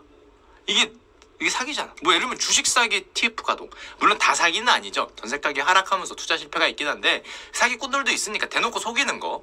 뭐가 있는데 없다 그러고 뭐 이게 3억짜리인데 막 4, 5억이라고 거품 치고 막 이런 친구들이 있기 때문에 뭐 사기라고 불러도 되는 측면이 있는데 야 얼마나 많으면 그걸 정부가 태스크포스 아니 이게 이렇게 된 이유가 있죠. 여러분들도 신문에서 많이 보고 격분하고 저도 격분한 바로 그 사건 인천 미추홀구의 전세 사기 사건이 있습니다. 무슨 뭐 건축왕이라고 무슨 건축왕이야. 남모 씨가 있는데 사건의 기원이 이래요. 건설업체를 운영하고 있고 자기 건설업체에 담당하는 공인중개사 조직도 같이 운영을 하고 있었습니다. 운영자죠. 같이 운영을 하고 있었는데 방법은 이래요. 차명으로 토익을 매입한 다음에 주택을 세웁니다. 그리고 토지 매입하고 주택 세울 때 돈이 필요하니까 금융기관에서 주택담보대출이나 토지담보대출을 받아요.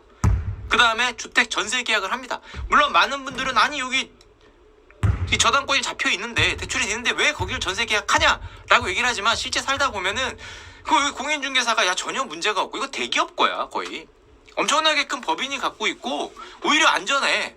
아니 이거 법인이 다 책임져 주는데 뭐가 문제가 있냐. 게다가 이게 지금 한 5억짜리야. 실제로는 3억이라도 5억짜리야. 5억인데 네가 한 3억에 들어가는 게 뭐가 문제가 되냐. 이 주인이 개인도 아니야. 뭐 거의 뭐 수백 채 들고 오히려 이러면 옛날에 혹했단 말이야. 그래서 주택 전세 계약을 들어갑니다. 전세 계약을 들어가면은 어떻게 됩니까? 금융기관에 이 주택담보대출을 당연히 연체를 해요. 그러면 주택이 금융기관에 의해서 경매로 넘어갑니다. 경매로 넘어가면은 아까도 얘기했지만 5억이 아니라 3억짜리죠. 3억짜리에 빚이 대출이 3억이 있어요.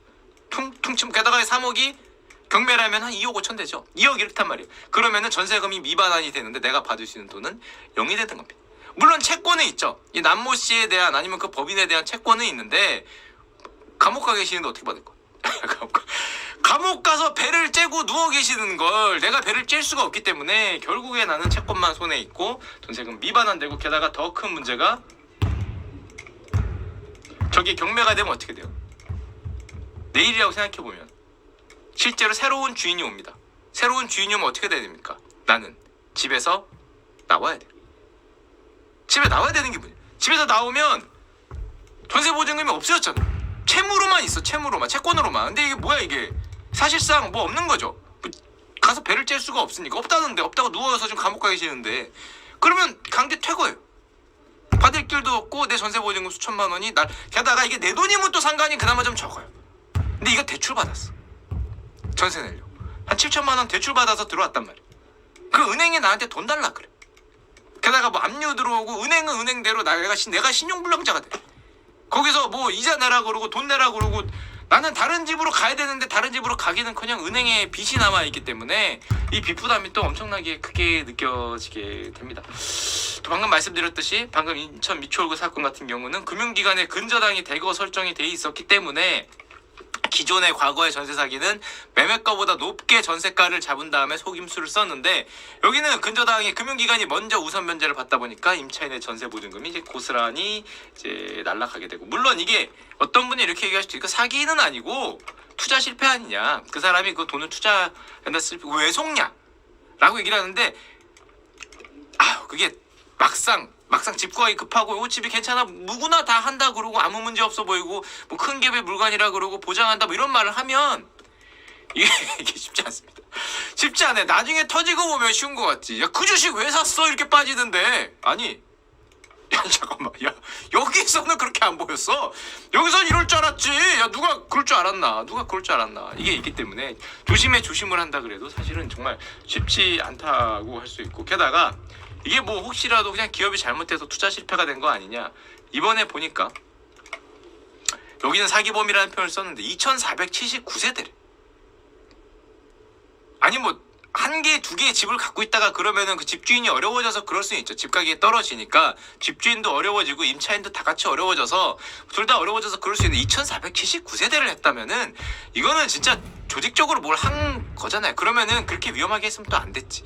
문제가 있다는 걸 중간에 인지했으면 중간에 멈추던가, 그걸 멈추고 최대한 피해 복구를 하면서 그걸 속도를 멈춰서, 그렇지 않았다는 거에서는 대단히 큰 문제가 있다는 거고, 물론 이 범죄자죠. 이 범죄 지금 뭐 감옥을 갈지 안 갈지 모르겠는데, 고의는 아니었다, 사기가 아니고 사업이 어려워졌다, 검찰의 법적인 문제가 있다 그러는데, 이거는 2400 중간에 남의 돈이라는 걸 인지하고 돌아올 수 없는 거리가 있다는 걸 인지하고 막 질렀으면 그거 자체가 이미 기망의 어떤 그런 뭐 제가 법까지는 모르지만 그걸 생각하고 남의 돈에 수천억을 그렇게, 내가 수천억 빌린 다음에 로또 돌린 다음에 뭐 없어지면은 뭐 고의로 아니다라고 얘기하는 게 좀 문제가 있죠. 게다가 이 사건 같은 경우에는 여기가 또 저희가 안타까워서 갖고 온 건데, 인천 미추홀구가 단일 건물 아파트와 신축 빌라가 많다 그럽니다. 대부분이 20대 30대들 혼자 사는, 아니면 2명이 사는 전세 1억 미만의 소형 평수. 아니 그걸, 그렇기 때문에 이번에 일어난 게, 또 젊은 친구들이 이런 거 처음 당해보니까 대응도 쉽지 않죠. 2월 28일 날 전세 사기 피해자 38살 A씨가 돌아가셨죠. 전세금 7천만 원 사기 피해. 은행 대출로 마련해서 은행 대출 만기일이 다가오자 은행이 돈 갚으라 그러는데 나는 집에서 퇴거돼서 쫓겨나게 생겼어.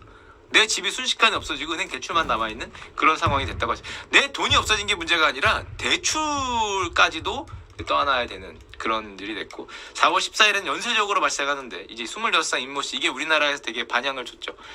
엄마한테 지금 수중에 돈이 없으니까 2만 원만 보내달라고 문자를 보냈죠. 그래서 엄마가 놀래서 돈을 보내드렸는데, 역시 똑같이 전세보증금 대출을 갚을 수 없었고, 물론 최우선 면제금이 있는 그런 전세도 있습니다. 금액이 작으면. 이거는 상황에 따라 다른데 현금도 뭐 2,000원 있었다 그러고, 게다가 이게 황당했는데 신문기사에 나오는 게 따르면 매매가 2억이 안 되는 집에 1억 8천만 원의 근저당이 설정돼 있었다. 이건 못 받는 거죠.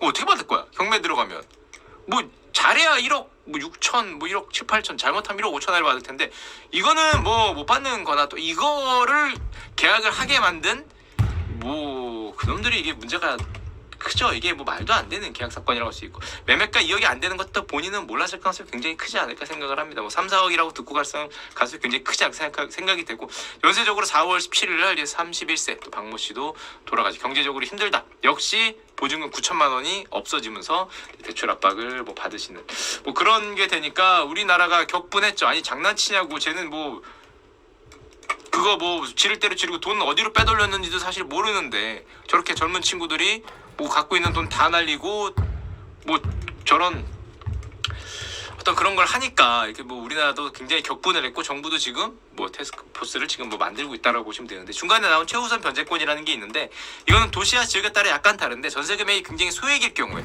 이 최우선 변제를 받는 금액이 있습니다. 이건 확인하면 되는데 지금 현재 인천은 8,500만 원 이하, 2,800만 원까지는 뭐 이런 게 우선 변제가 되는 그런 게 있기는 합니다.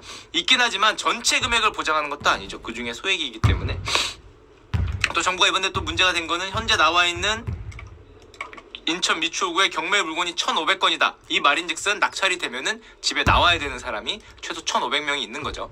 1,500명이 지금 물려 있는 거죠. 그래서 이게 만약 낙찰이 돼서 이 금액이 그 금융기관으로 근저당으로 들어가면은 1,500명 이상이 집에서 지금 쫓겨나야 되는지 그런 게 걸려 있으니까 사회적으로 문제가 크게 되니까 지금 경매 유예하고 있죠. 그리고 세입자에게 우선 매수권을 주겠다라고 발표했는데 우선 매수권은 뭐냐면은 여기 우선 살게 해주는 게 아니라 낙찰 가격과 동일한 가격으로 살 수 있는 권리를 주는 겁니다.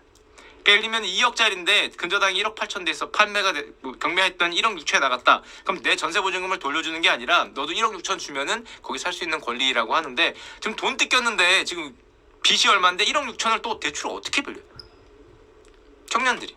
그렇기 때문에 이거는 그 신용이 굉장히 없는 그 친구들한테도 대출을 해주는 제도가 동일하게 따라올 수밖에 없는 그런 제도인데 뭐 집에서 쫓겨나지는 않게 해주는 그런 제도라고 할 수 있습니다. 저금리 대출 지원도 이제 같이 해주는 뭐 그런 일이라고 할 수 있고 게다가 인천만 있었냐 이게 한번 터지니까 요즘에 부동산 하락기잖아요. 전세 제도라는 게 부동산이 하락을 하기 시작하면은 문제가 발생할 수 있습니다. 다 잘 아시잖아요. 장기적으로 올라가면 문제 없죠. 뭐 집 빌려주 집주인도 좋고 사는 사람도 싸게 사니까 좋은데 하락할 때가 이제 문제인데 요즘에 부동산이 그래도 하락기니까 뭐 신문 많이 보시죠. 뭐 동탄에서 대규모 점세 임대인이 파산을 했다. 오피스텔 250채 또 어떤 사람은 40채 부산에서도 파산을 했다. 100명 100채 또 뭐 20채 뭐 빗발치고 있죠. 요즘에 질렀다가 안 되면은 네 거란 거죠. 질러서 먹으면 내 건데 아유 안 떴네 사업 실패 네 거. 이게 되면은 네게 되는 순간에 남는 게 없으면은 나는 그 사람과 어느덧 동업자예요. 벌면 걔 건데 잃으면 내게 되는 이상한 동업이 되면서 손실이 이제 개인한테 돌아오는 그런 상황들이 많이 있습니다. 그러면 그거 알지 않았냐? 네가 알면서 투자한 거 아니냐? 라고 얘기하기에는 글쎄요. 너무 많은 지금까지 우리는 흔히 그래왔고 그런 걸 경험하지 못했던 분들이 이제 많이 좀 어려움을 겪는다라고 보시면 될 것 같고 전국적으로 빗발치고 있죠. 전국적으로 대한민국 전세보증금 문제 전국적으로 빗발치면서 이번에 경찰 국가수사본부장님이 이런 얘기를 했습니다. 조직적 전세 사기는 범죄단체 조직죄를 적극 적용하겠다. 범죄단체 조직죄를 적용하겠다. 이걸 왜 나왔냐면 범죄단체 조직죄를 하면은 뭐 최대형이 사형입니까? 뭐 그것 때문에 그러냐? 물론 그런 것도 있겠지만 범죄단체 조직이 되면 이게 인정이 되면 국가가 은닉재산 추적팀을 만들어 추적을 한다고 합니다. 저도 법을 잘 모르지만 아니 그러면 이거 안 되면 추적을 안 하냐? 못하죠. 옛날에 많이 나죠.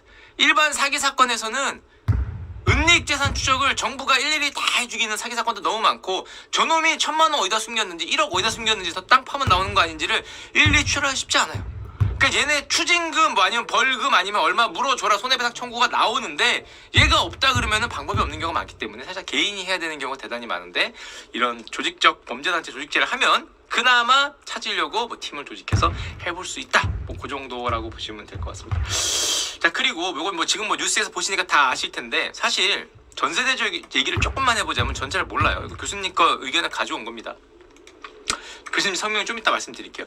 전세대조는 한국의 독특한 사고명이죠. 다 알고 계시죠? 영어로도 전세입니다.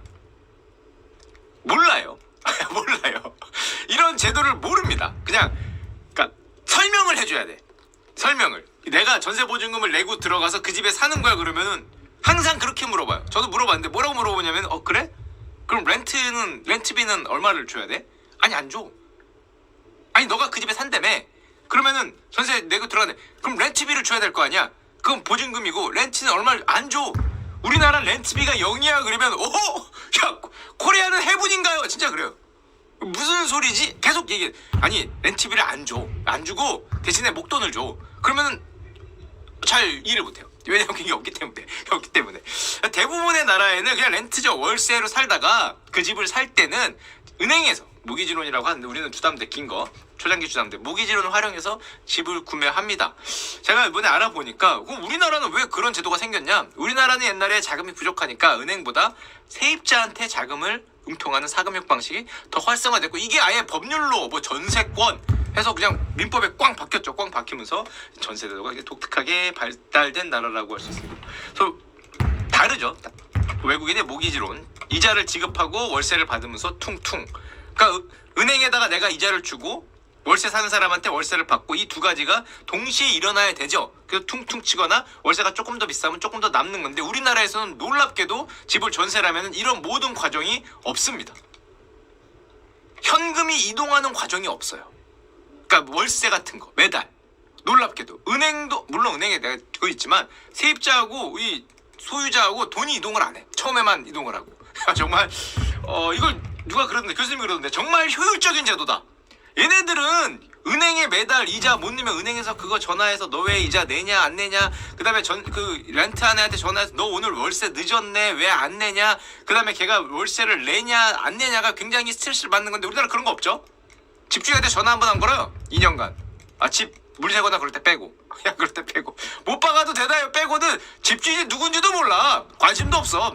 전화번호도 몰라요. 전화번호도. 부동산에서 한 번 보지 2년에 한 번씩. 자 그렇게 되는 놀라운 효율성을 이제 갖고 왔죠.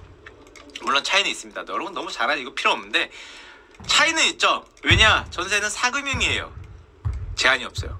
은행은 LTV, 론투 밸류. 그러니까 5억짜리 집이면 뭐 60%밖에 안 나온다. 그러면 대출이 3억밖에 안 나옵니다. 전세는 놀랍게 5억짜리 집이면 전세가 얼마까지 나오냐? 미쳐버리면 5억 내고 들어가는 분들 있죠. 120%도 있습니다. 6억 내고 들어갈 수도 있어. 그러면 그걸로 돈을 주고 사지요. 진짜 제가 그래봤어요. 저희 직원이 좀 이따 나오겠지만 얼마더라? 2억 3천짜리 매매가인데 오피스텔에 2억 3천이에요. 근데 2억 1천에 들어가 있어. 전세를.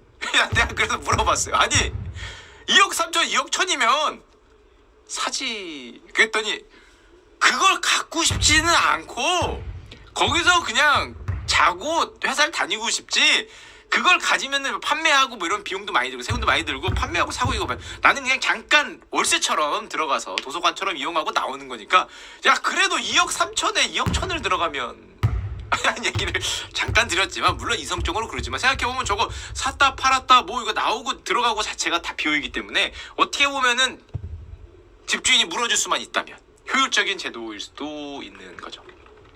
자 그리고 은행은 예를 들면은 렌트 들어오는 사람이나 대출을 받는 사람한테 상환 능력을 검증을 빡시게 합니다. 직장에 전화도 걸어요. 직장에 전화도 걸고 무슨 뭐 명함 뭐 이렇게 하고 내 전년도 소득 같은 것도 보내고 왜냐면은 이걸 다 검증을 해요. 위험하기 때문에 이런 거를 막는데 전세는 그런 거 없죠. 우리 집주인이 뭐 하는 사람인지 잘 몰라요. 우리 임차인이 뭐 하는 사람인지도 몰라. 관심 없어. 걔가 돈을 잘 벌건 안 잘 벌거니 나랑은 관계가 없어요. 놀라운 제도입니다. 아니 나한테 전세를 살러 온 임차인이 떼돈을 버는 사람이고 돈을 한 푼도 못 번 사람이고 나하고는 관계가 없어요. 월세를 하면 관계가 있지. 얘가 안 낼 수가 있는데 그런 리스크가 있는데 이거는 그런 리스크를 기가 막히게 상계해 놓은 제도입니다. 관심이 없어. 이런 상환 능력 이런 거 관심이 없어요. 물론 그랬다가 이제 문제가 생기는 게 요즘이긴 한데 게다가 결정적으로 모기지나 장기주택담보대출은 20년 30년 장기 만기예요. 은행이 빌려주는 것. 그러니까 중간에 이 선물 같은 만기가 없어요. 주식이랑 똑같아요. 장기이기 때문에 계속 유지가 됩니다. 근데 전세는 이건 선물이에요. 선물. 퓨처랑 똑같아. 만기가 있어요. 2년마다 돌려줘야 돼. 이게 큽니다. 2년마다 돌려줘야 되는데 이 2년마다 못 돌려줄 경우에 이제 문제가 생길 수 있는 그런 특징이 있다고 할 수 있습니다. 방금 전에 다 말씀드렸는데 정말 놀랍게도 이 전세제도에서는 대단히 복잡한 이런 서구식의 이런 막 은행에서 자금 갖다가 대출이자 주고 렌트 받고 이런 거를 싹 없애고 심지어 은행을 안 끼고 해요. 이거 누가 그러던데 발명이다. 저도 봤습니다. 무슨 네포에서 이거는 발명이다. 와 금융기관을 안 끼고 해. 근데 복잡한 게 없어. 그냥 게다가 자금 한번 가면 끝이야. 뭐 대출이자 지급, 사용료 수치 뭐 이런 게 다 교묘하게 상계가 돼요. 지워지고. 자 그러다 보니까 진짜 간단하고 효율적인 그런 제도가 됐죠 우리나라에서는. 게다가 금융기관을 안 낀다는 말은 비용이 절감된다는 말입니다. 금융기관이 수수료 받아가잖아요. 왜냐면 모니터링하는 것도 다 비용이고 이런 비용이 드는데 이것도 없어요. 그냥 둘이 앉아서 뚝딱 돈 주고 돈 내면 끝이에요. 그 때문에 효율적이기 때문에 아까 나왔듯이 이거 좀 말이 어려운데 지배 사용권이라는 권리의 상호 부여 및 보유를 통해서 금융기관에 끼지도 않고도 자금의 효율성을 극대화할 수 있다. 현금 흐름 위험도 제거한다. 그리고 우리 교수님의 말씀에 따르면 그래서 이 제도는 전세를 통해 이 김세직 교수님입니다. 전세를 통해 돈을 빌리는 집주인은 은행을 통해 빌리는 것보다 싸게 빌린다. 그쵸? 은행을 통해 그 모기지 같은 걸 빌리는 것보다 싸. 그러니까 전세를 해. 그럼 들어오는 세입자는 그 돈을 은행에 예금하고 렌트비를 주는 월세를 주는 것보다 훨씬 비싸게 돈을 빌려주는 셈이 돼. 이해하기가 쉽지 않은데 집주인은 싸게 빌리는 거고 빌려주는 사람은 비싸게 빌려주는 놀라운 효율을 가진 말이 말하면서도 이상하네. 그럴 수 있냐 싶기도 하지만 그걸 생각을 해봐요. 여러분이 세입자야 전세야. 그 전세금 예를 들면 2억이야. 그 은행에 2억 예금하고 집주인한테 렌트 월세 주는 게 좋습니까? 그냥 집주인한테 2억 내고 예금 이자하고 그 월세 통치는 게 저한테 좋습니까? 당연히 전세가 경제적으로 세입자가 이득이에요. 은행 예금에서 그 뭐 은행 예금 조금 받는 것보다 렌트비가 월세가 훨씬 비싸잖아. 전세 집주인도 마찬가지에 빌려주는 집주인도 전세를 받는 집주인도 은행을 통해서 주담대나 이런 걸 받은 다음에 하는 것보다 여기서 전세 받는 게 훨씬 싸게 빌리는 꼴이 되기 때문에 빌리는 입장에서는 더 낮은 이자율로 빌리기 때문에 투자를 하기 좋고 빌려주는 사람 입장에서도 더 높은 이자율로 빌려주기 때문에 더 좋은 저 많은 청년들이 한때는 이 전세 제도로 집을 사거나 구하기 굉장히 쉬운 그런 제도였죠. 또 부동산 투자 활성화에서도 상당히 도움을 준 자금을 효율적으로 사용하는 제도였는데 자 문제는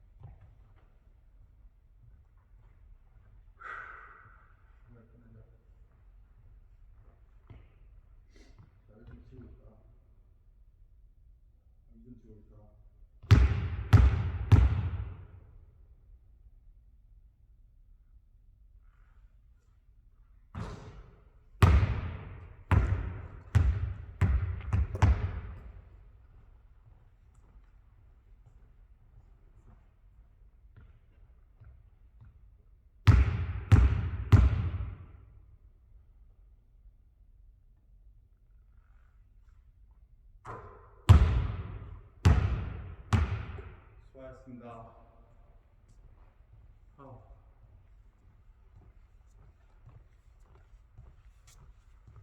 이거 이렇게 했다.